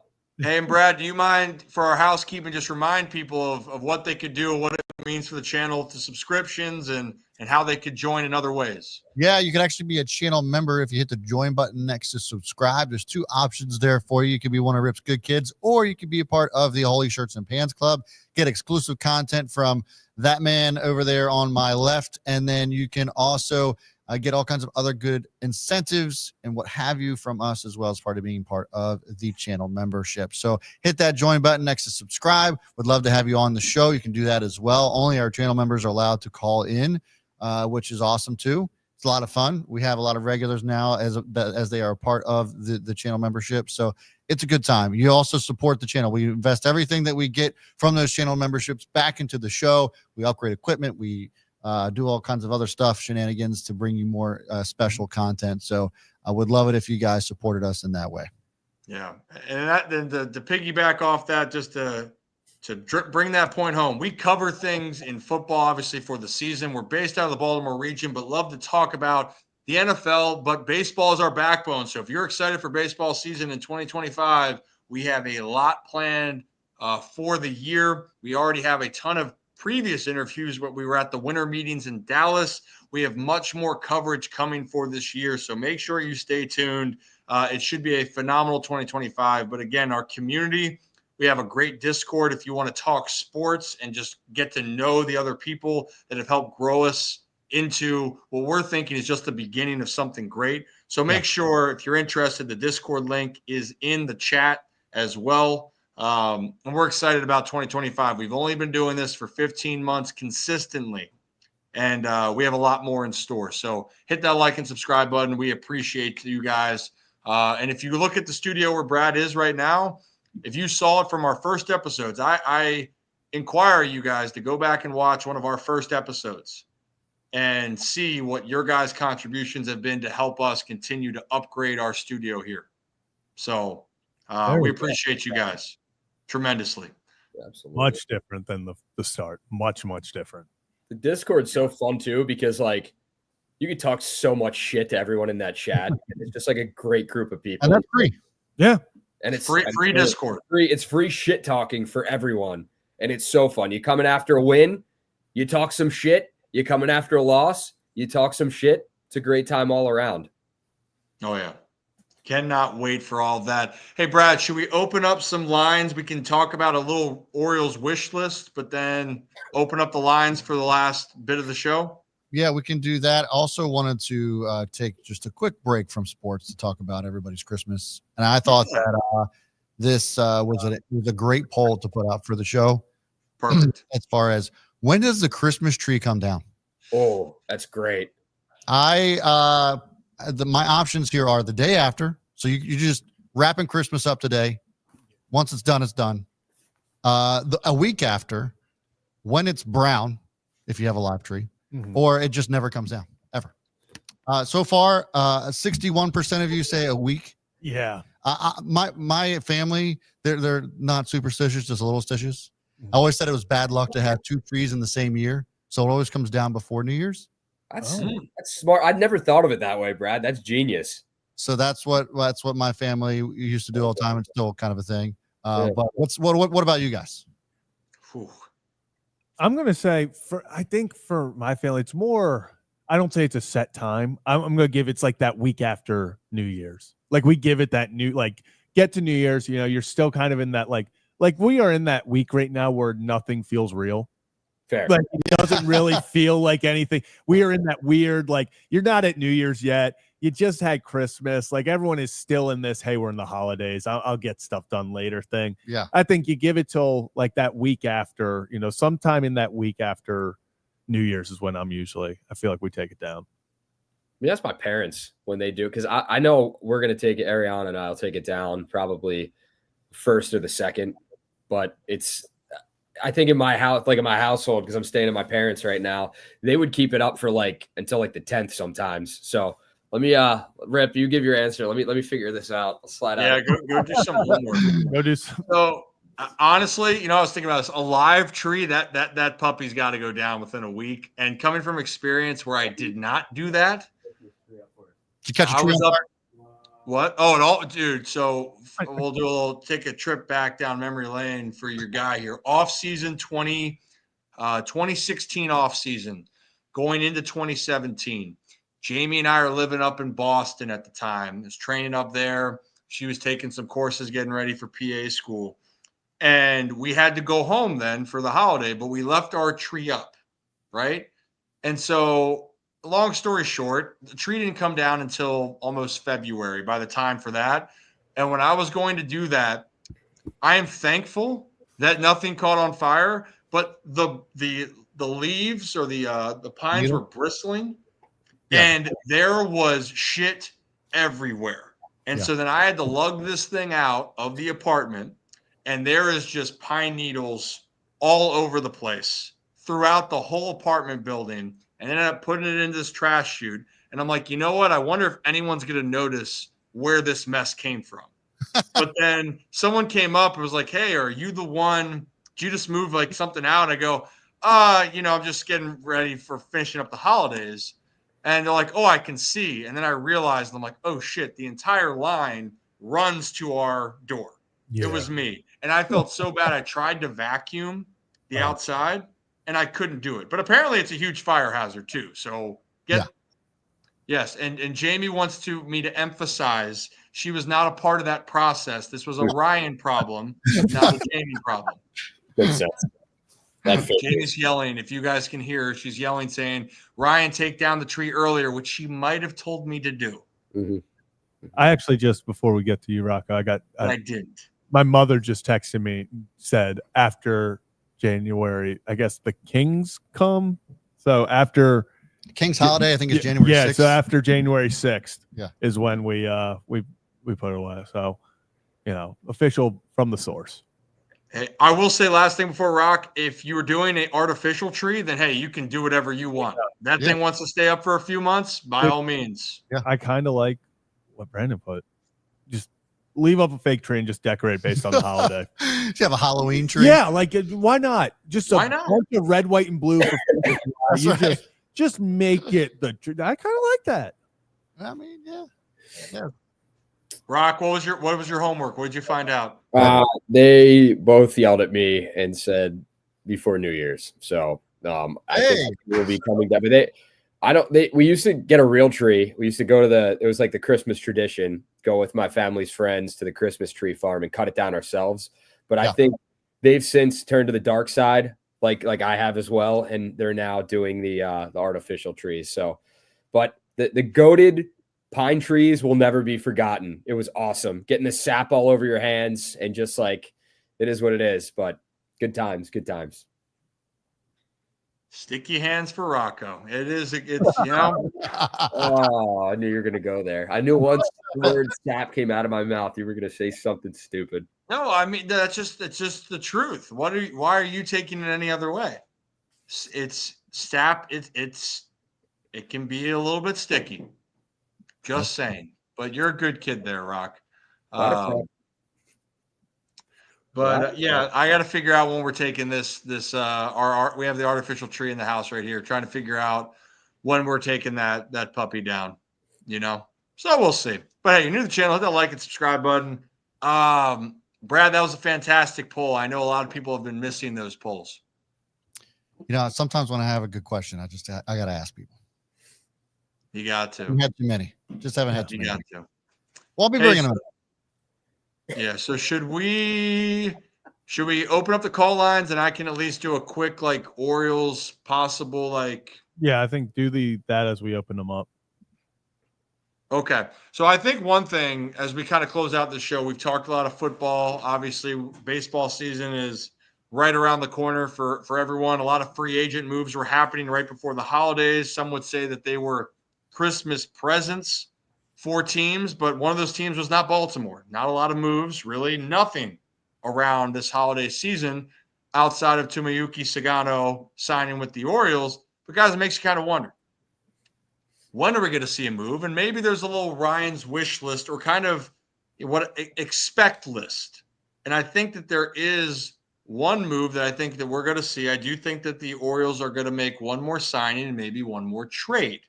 Now, looking at it more extensively, do you guys think of the one player that I would have that could be a cheaper option? Not saying it's a fit, but I think that the Orioles might need to inquire a little bit more on, Zach. Can I say the answer because we talked about it in pre-show meetings? Well, why don't we throw out the short on there to talk about how easy of a pitcher he is to have in your locker room, but also one of the biggest competitors. Where do you have that? Oh, yep, there it is. And every pitch, and everybody thought we were going to have a problem. He said, oh, he's going to be hard to manage. It was just the opposite, right? He was one of my easier pitchers to manage. I said, listen, when I put my hand out like this and you come off the field, you're done. Now, you want to go down the runway and bump heads, we'll do that and whatever. And he would tell me, hey, I got 2 hitters next inning. Probably if I flap my glove, be thinking about it. I feel better than I thought or whatever. And there was a communication there. And he trusted me and I trusted him. It was an honor to have around. He'd go pitch a game, come back to the dugout and look like a cheerleader in there. I love Max. So I'll throw out that one name because if you're talking about a veteran presence, a guy that I think with the Orioles, the options in the market right now, you're looking at a Jack Flaherty, right? I think a lot of Oriole fans, and I don't think the Orioles are going to make a move for Jack coming back. So if you're looking at a veteran arm that's still out there, and that, yes, he is aged, but he's one of the best competitors. If you watch that interview with Buck Showalter and you've watched Max Scherzer's career, he is one of the best competitors. Now, last year was a very injury-riddled season, but if you're looking at a guy that has veteran experience, is going to be a surefire Hall of Famer, I think that that's very appealing to a still young staff there. So that would be number one because Max is probably not going to cost a lot when you're looking at some of these other names here. So I'm just saying, to me, it's a low risk. Could be a high upside, and you're talking about bringing somebody in that's been a part of winning teams. I think Max could be a potential fit. I'm not expecting it, but I'm saying that that's that fans might need to open their eyes to. I know a lot of people aren't probably happy about that, but that's one. Fucking hate that. That's bullshit. If that happens, the Orioles fandom will go absolutely apeshit. It'll be just like last year. If they get Scherzer and then do my second thing where they trade for one of the Mariners pitchers, how would you rate the offseason then? If they trade for one of the Mariners pitchers, fine. Max Scherzer doesn't become the spotlight of the offseason. Yep. So that's not what I said. But if they that's don't, not what I said. I know. I'm just saying, if they do the Max Scherzer deal before making a trade, then they will go bananas. If they make the trade for the Mariners and they're like, okay, let's just test out and see what happens with Max Scherzer, fine. But the dude's 40 years old. Yeah, I agree. Feel like a Craig situation all over again. And he could, but I'm just saying, if you're talking about depth and a guy that's been around and you're looking for a veteran, who's the veteran on your team outside of Zach Eflin and Sagano, who's never pitched in the major leagues? In the rotation, there aren't. No. So you make a trade for one guy. Say you trade for Luis Castillo, or you get one of those young arms. Who's the leader of that staff? I'd rather have Flaherty back. But for the price. Okay. I just think for the price. This is a guy that started 17 games the last 2 seasons combined. Yeah. It's like, it's wear and tear. And listen, if they get him again, like Brad said, and they go out and you said, you go out and get a Mariners pitcher or someone else, solid signing. I think the veteran presence, it helps in the starting rotation, and you'd love to have a guy like that has postseason experience and World Series experience as well. That'd be great. But to go out and like Brad said, I agree with you, man. And again, Mike Elias is not doing shit based off of what this fan base thinks. Like breaking news. We all know that. But it's to go out and solely make this move and then go to spring training with this roster would be a disservice to this team, this roster, and this fan base. I'm expecting him to actually pitch a whole season too.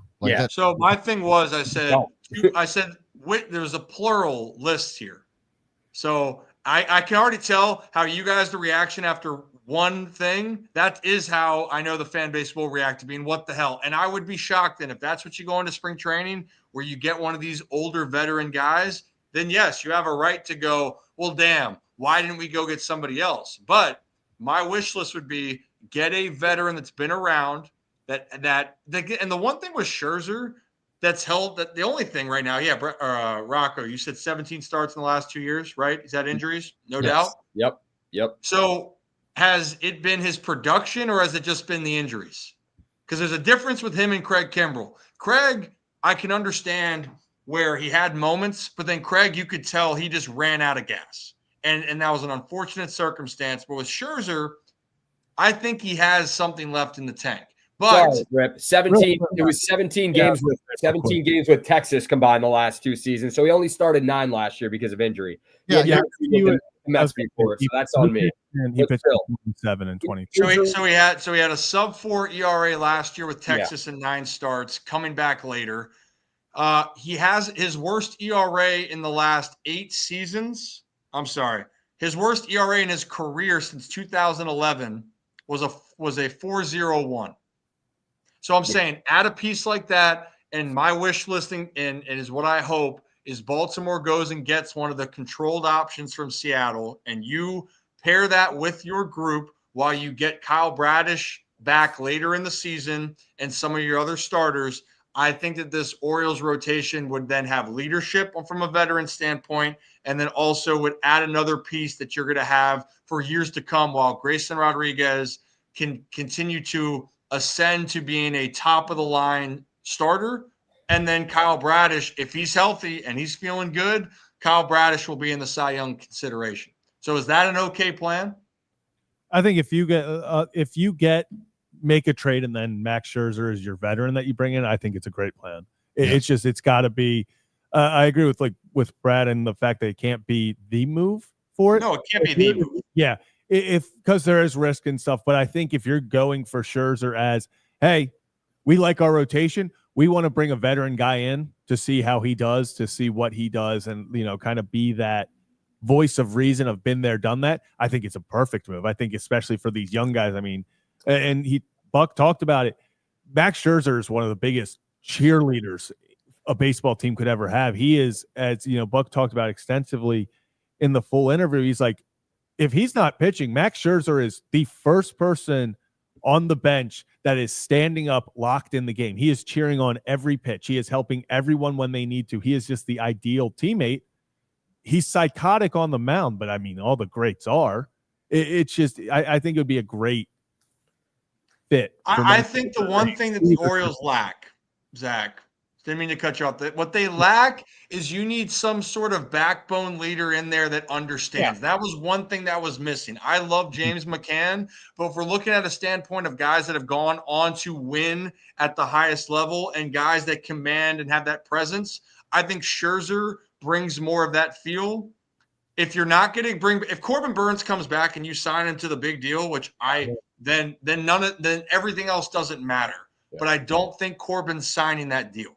I don't think he's coming back to Baltimore. If not, give me the guy that has the pedigree to help a young staff take the next step. It grinds my gears that we sit here, even in this day and age, that we look and we devalue what a culture to an organization. We just talked about football and how the Jets have been a dumpster fire for developing players and building a culture for years.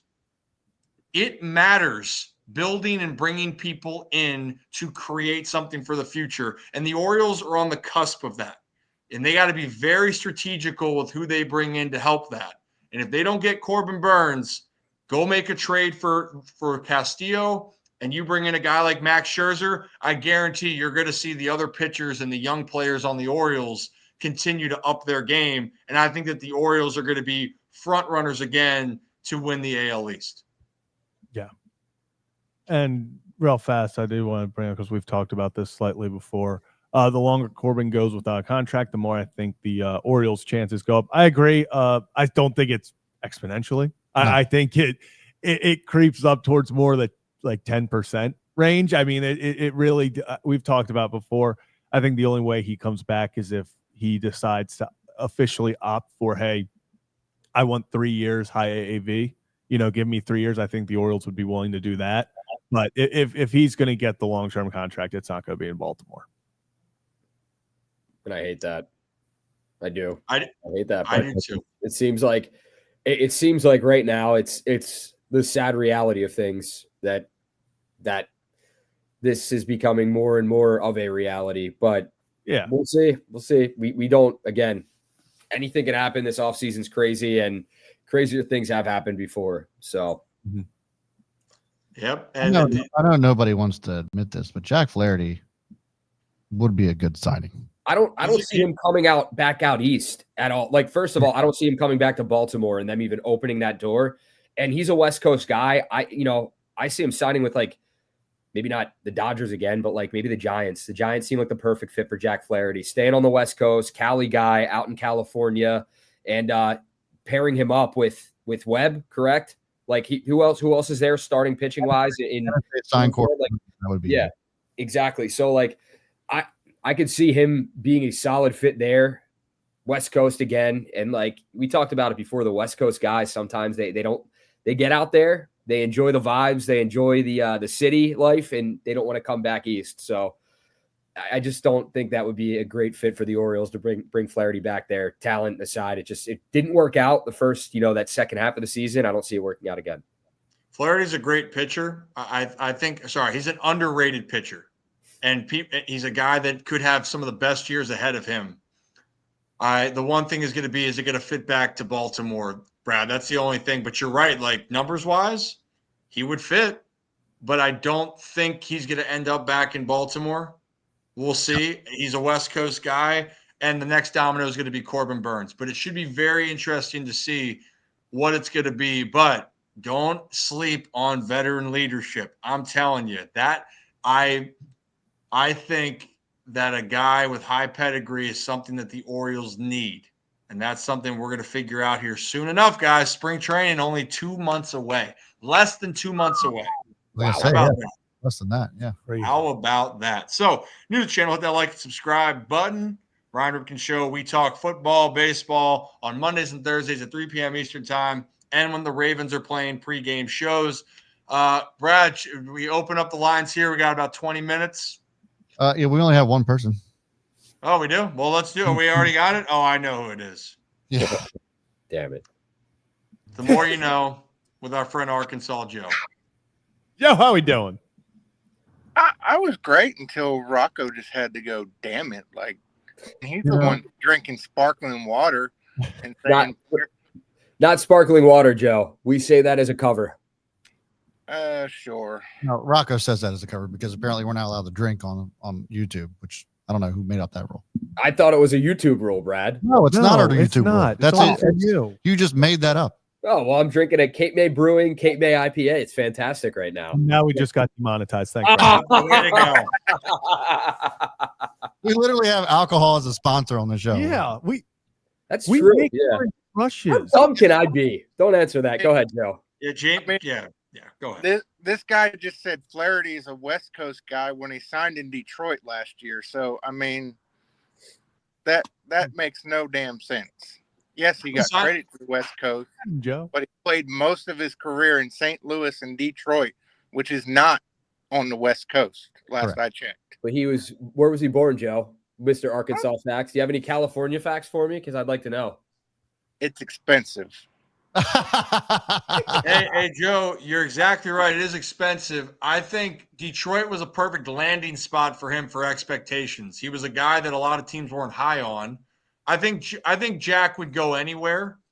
But I do think if you can find a team that's out there, like if the Giants were to call, I'd be intriguing if he'd want to go there. But clearly, he is comfortable with the Midwest teams. Doesn't feel like he's comfortable with Baltimore. That's just what it seems like. Yeah, I don't think he'll come back. I don't. It wasn't a good fit, and I don't think he'll be back in Baltimore. Mm-hmm. He might not even get a job. I don't know. I doubt that. I think he signs with somebody. I've been there. I think it's pretty good. I think it's pretty solid deal. Yeah. But Joe, what do you got for us? What else? I saw you a little bit last night on the call in. Yeah. Join us on Tuesday night. We're going to do it again. Counting down to New Year, starting in the UK with our friend British Raven in the Discord. We're going to have a drink on the hour, every hour, until everybody has celebrated the New Year around the world. Damn. It's a lot of drinks, Joe. Shit. So you're going to start drinking midnight on New Year's Eve? No, when his New Year starts. So whenever midnight in the UK. 6 hours. Okay, that makes more sense. I was like, you said around the world. I was like, God damn, we're going to start. Yeah, it starts in China. Like, what they are. Usually you see the fire. Yeah, you see the fireworks there early morning. I'm not that much of a lush anymore, but we'll go from. You got a lot of people excited. We'll go from UK to California. Okay, so 6 p.m. Eastern time is when Arkansas Joe's going to start drinking. Listen, Joe, it's a lot of thinking for a guy from Arkansas. I'm very proud of you. I have the day off on Tuesday. We got an extra day off because apparently we hit our numbers for the year, so they said take an extra day off. Look at you. So, oh yeah, Joe. I'll take it. We got a bowl game tonight, gentlemen. Arkansas State out of the Sun Belt Conference. You familiar with that conference, Zach? Oh, hell yeah.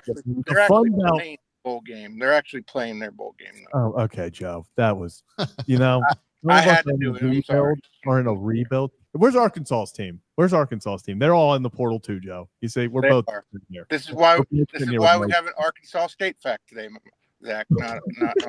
Not a UA fact. You know what? I appreciate that. Joe, can we drop some knowledge on Zach right now? Who's the one of the greatest coaches in Arkansas State football history? He coached in the Iron Bowl multiple years. Oh my God.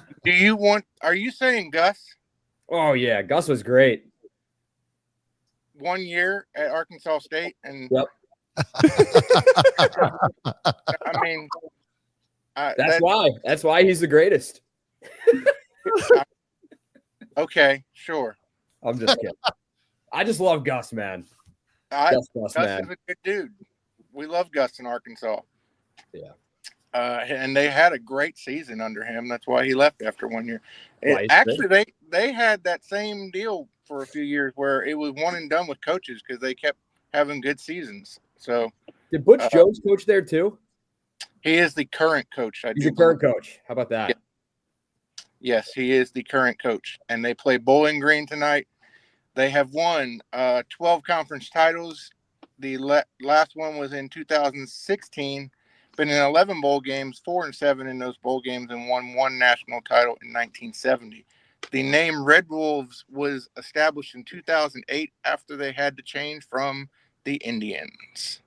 The school was established in 1911. There you go. The more you know. The more you know. The more you know with Joe, baby. Love it, Joe. Absolutely love it. Thanks for calling, Joe. Appreciate you. Hey, Joe, appreciate you. Always. And as always, Rocco sucks. Thank you. That's what I need to hear before you left. Appreciate you, man. Absolutely love it. All right, next up we got none other than Laura. Laura. Hello. Can you all hear me? Yeah. Oh, yes, we can. Great. I really don't have much today. I just called to say hi. Hi. Oh, how are you doing, Laura? Well, hello. Yeah. Hey, Laura, did Mama have a good Christmas? Good holiday? The Ravens won, so that pretty much made it. But no, we had a very nice, quiet Christmas. I mean, I posted some of this in the Discord. We went to the Chinese buffet and it was lit. I'm telling you, the people next to us, because they had crab legs, all they did was just stack up their plates with crab legs. It was amazing. Let's see here. I had a dream that Corbin Burns re-signed with the Orioles. So universe, make it so. Let's do it. So, but I have to admit, it's only because the Dodgers have an agreement in principle to sign Roki Sasaki. So I'll take that any day of the week. okay. So there's that, and I'm taking the over on the game tonight. Keeping in mind, this is for entertainment purposes only. If you have a gambling problem, please call 1-800-GAMBLER. There you go. But I believe the over tonight is 42.5. And it's my understanding that the Seattle Seahawks have been over in their last 4 games. So we're going with the over. Oh, okay. Yeah, how about that? We had NFL football every day this week except for Tuesday and Friday. Correct. Isn't that awesome? It's kind of awesome. So, and like the whole thing with the NBA, I mean, I'm an NBA fan, and normally like Christmas Day is when the NBA season starts, and I watched not one NBA game at all yesterday. Not one. I was all wrapped up into the football, and then I was watching Kevin, do LOR, and then I was watching KZR, and by the time all that was done, it's like 10 o'clock at night. Time for bed. All right. No basketball. Sorry, LeBron. Yeah, there's no basketball. There's not enough time watching the Steelers lose and the Ravens win. Right, Rock? I see where Rocco did something with the lighting to make himself look like he's tan now. Well, it's getting dark. Like out, the sun just went down, so I turned the light off. It's like terrifying. Nobody wants to see that. So like, here we are with the light. No, goodness. I don't want to ruin anyone's sleep tonight, so So yeah, so that was it. It was just a nice, quiet Christmas. My daughter cried a little bit because CJ Stroud lost. Because I don't know if I told you all that CJ is my future son-in-law. Yes. Oh yes. Yeah, so future son-in-law lost, but it's okay, future son-in-law. This was not a game for you to win. Nope, exactly. Not this game. Not this game. He'll save it for when they play Pittsburgh in the first round. There you go. So that's all I got. Not a lot today, but I just wanted to pop in and say hi. Well, we always appreciate you popping in, Laura, and we'll be live on Monday. I don't think we're having a show scheduled for the weekend unless something happens. Then stop traffic. Okay. We'll hop back in, but be good. Hopefully the bets hit. Oh, and one last thing. And I hope I kick your ass in fantasy this week because it's for the championship, baby. So I was about to say we're enemies on Sunday. I think we should put a little something on this game, like a little deep Eddie. I'd like one of those little boxes. Okay. Deal. I will tell our people with Deep Eddie. I got a couple things in mind, but it's on, Laura. It's on. You win. Okay. You're going down. You'll get a Deep Eddie package. You're going down. Because you beat me the first week of the season, and I was very upset about that. So now that we're in the championship, it's time for Mama's revenge. Oh, holy shit! Mama's revenge tour. Well, we're gonna find out here. You're off to a good start with Derrick Henry and Jay Tuck. But you know what? Well, we don't do our dancing on Thursday. This is correct.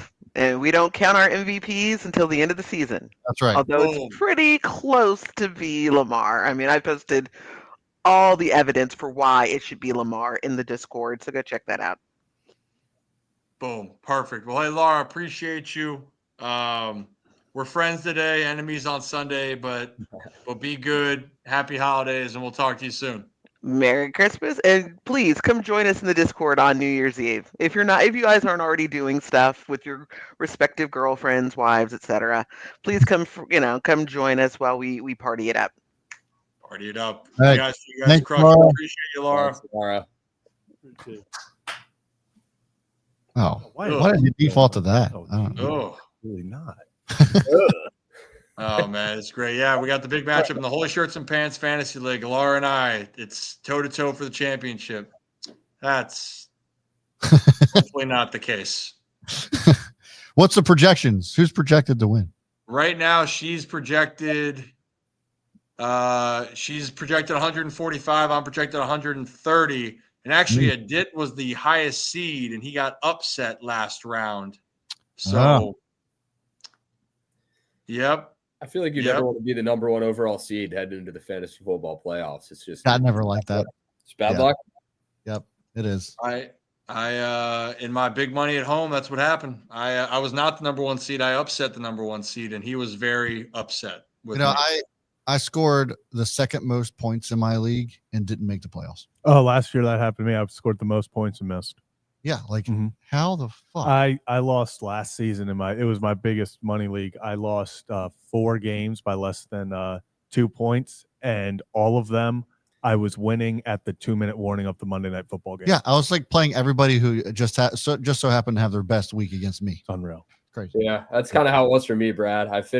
In my dynasty league, I finished outside the top 8. So, but I scored more points than like 3 of the people that were in the playoffs. But what ended up happening, I was talking to Rip about it earlier, traded CeeDee Lamb and a first-round pick this year for Amon-Ra St. Brown, and the first-round pick this year and the first-round pick next year. And my friend ended up like shitting the bed completely. So I ended up getting the number 1 overall pick this year, and I finished in 8th place. So Ashton Genty, here I come. That's who we're going with in Dynasty. We're locked in.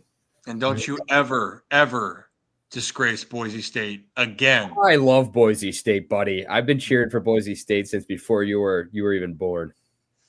What? Okay. All right. Yeah. Let's bring on. I need our next call in so he can wash our calls. Yeah, we need put Rocco to bed. Okay. What's up, Nick? Good evening to the good kids and the fraud. How are you all doing? You have a good Christmas? Yeah. We did. How are we feeling? Hey, Nick, that's a great pullover for Raven. Is that a Ravens hoodie pullover? It looks great. It's a vintage one. So, define vintage. Like, how old is that thing? Well, it has to be. Well, it's going to be younger than me, surely. So, I think it's like 12 years old or something like that. I mean, yeah, okay. Yeah, anything over 10.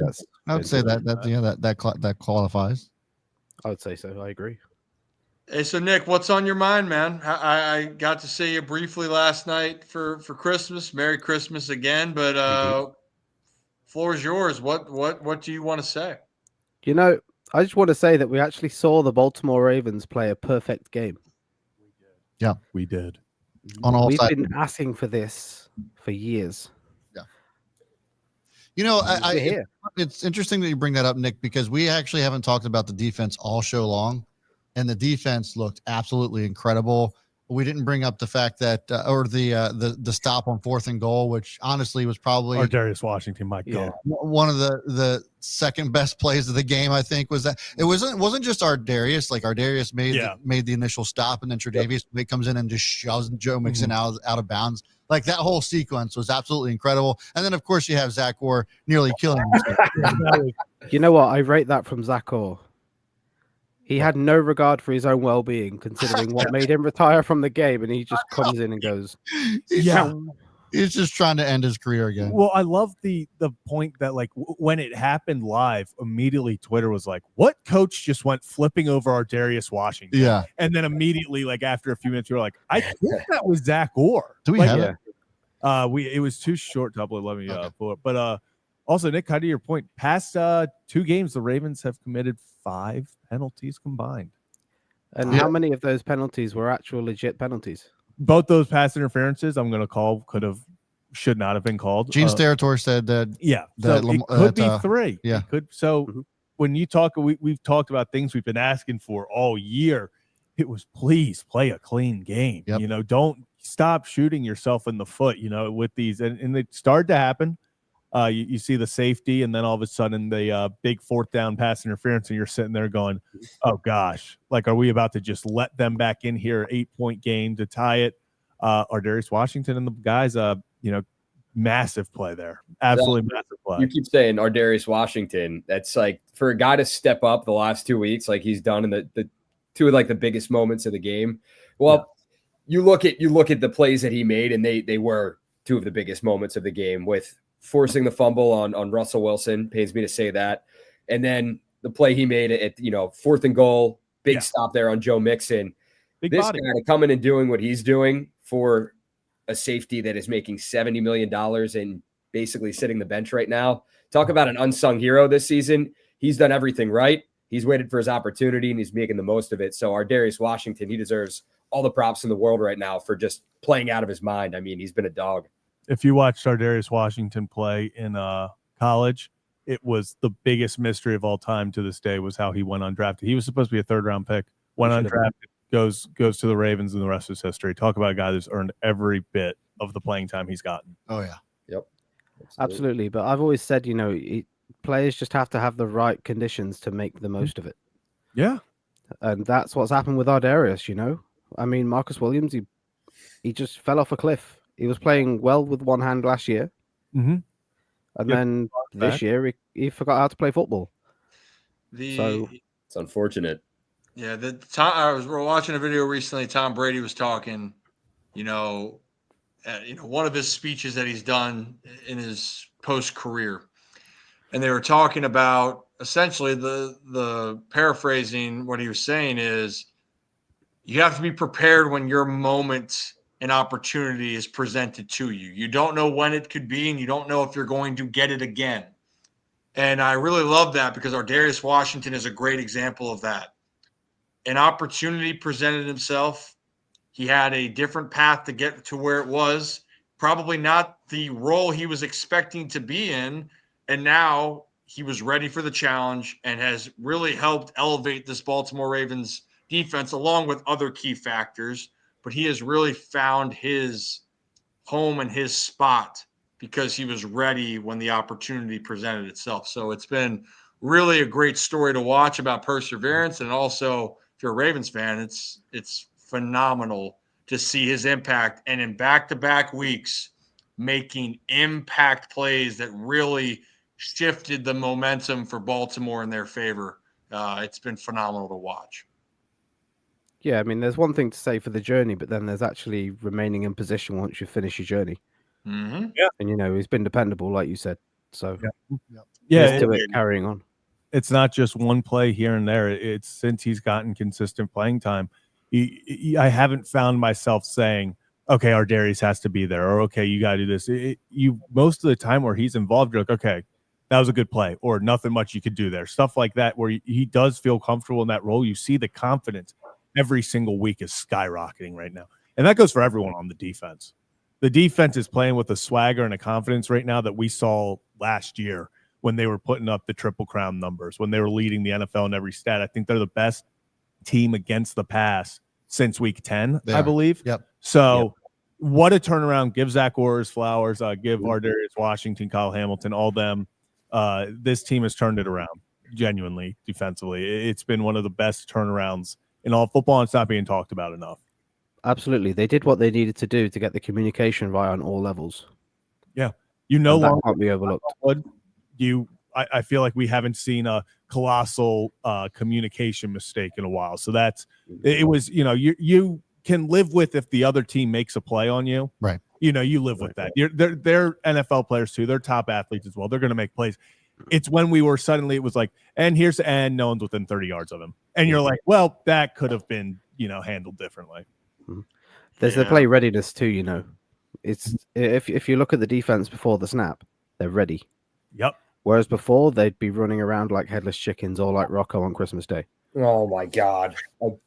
Unbelievable. Hey, always blame Rocco. You know what was just absolutely ridiculous? The way everyone else is on the nice list. I've been nothing but a kind person to you all year long, and I end up on the naughty list. And it's quite frankly, it's bullshit. And I want to show you something, Nick. I want to show you where I cry and go to my safe space when you make fun of me. Okay, so give me 2 seconds.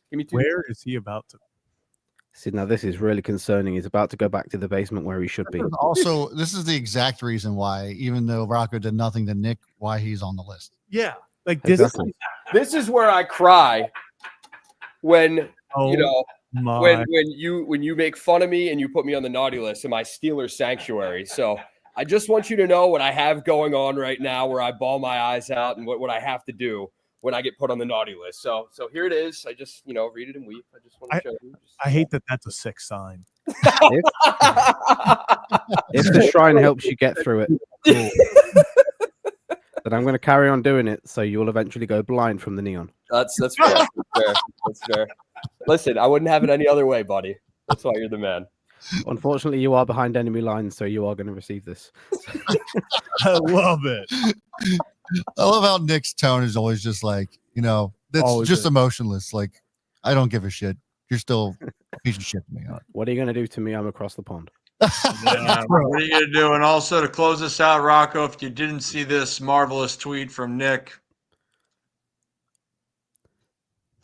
Lamar Jackson said, meep, meep, but not even Rocco DeSangro can go that fast. That was the tweet of the year. I feel sorry for his mentions right after. It was so good because I was like, what I can't even go that fast. And then it set in. I was like, oh yeah, I did go that fast in the car, and it was bad. So appreciate you keeping me in mind. You're the man, Nick. Hope you had a great Christmas, buddy. It was great, buddy. Yes, sir. Hey, appreciate you, Nick. Hey, we'll talk soon. You guys are obviously the Discord New Year's Eve. It's exciting. So people that are interested, look, if you're not in the Discord yet, check it out. Free Discord, part of the community. If you want to be a channel member as well, click that join button. But Nick and Joe and Laura and the rest of the crew keep it nice and spicy in the Discord. But truly, a lot of people, it's a great community. So, Nick, Merry Christmas, Happy Holidays again. And I'm sure you'll be bothering Rocco very soon. Without a doubt, and we always blame Rocco. Yes, always blame Rocco. Appreciate you, Nick. Oh, man. Good kids, man. Hey, guys, it was a great show overall.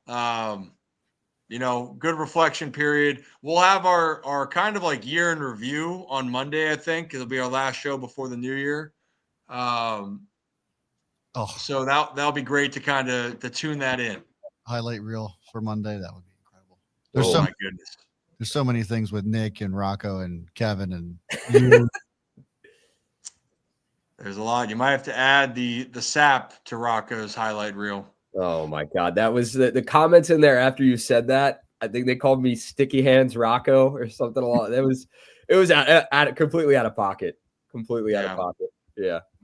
Well, hey, I think that kind of the cat party was this year.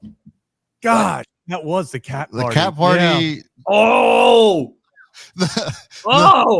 we did have a cat party. The worst airplane ride in the history of all airplane rides was this year. Was the one chip challenge this year? Yeah, because the next day, because it was the day after the Orioles got Corbin Burns. Because remember, that's all I kept saying. Yeah, you go. The Orioles just got Corbin Burns. Yeah, it just kept burning, and I just go. The Orioles got Corbin Burns. Yeah, this highlight reel is going to be something. It's going to be unreal. Nick Moore talking about taking a man and all kinds of other jacking everybody off.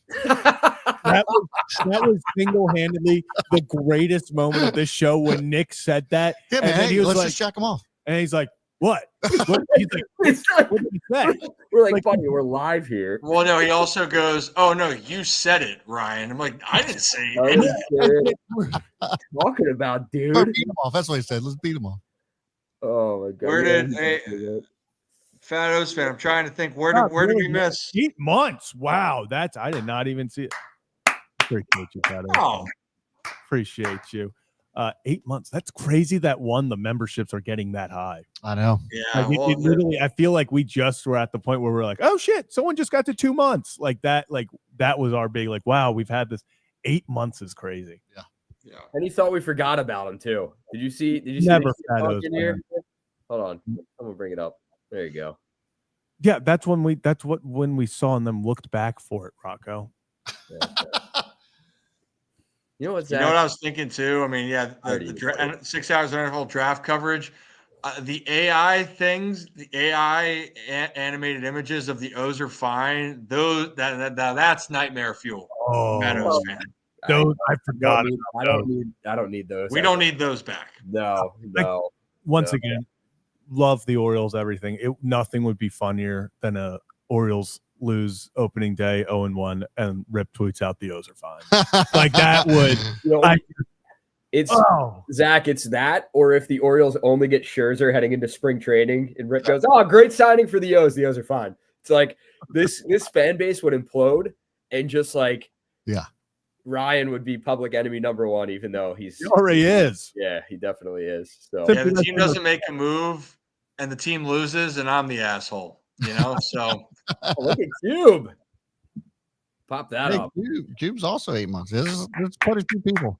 So it'll be a good thing to reflect on. And Fatos fan, we do. I got a buddy that definitely his schedule is a little bit unpredictable, but he definitely would do it and on the house for a Ryan Ripken Show tattoo. So it'll be great. Well, guys, we got a lot of memories we got to look over, but it's really cool. That'll be a part of a year in review on Monday.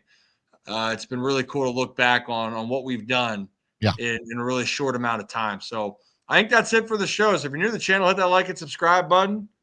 And lost over 14,000 this show. So keep hitting that subscribe button, please. And you know what, Brad? Because my audio is off when you hit the music. Oh wait, 9 months for Joe next week. Next week. Is it a boy or girl? Phenomenal. Because you have the music, Brad, I'll let you do the sign off because it'll be off with the timing. That's fine.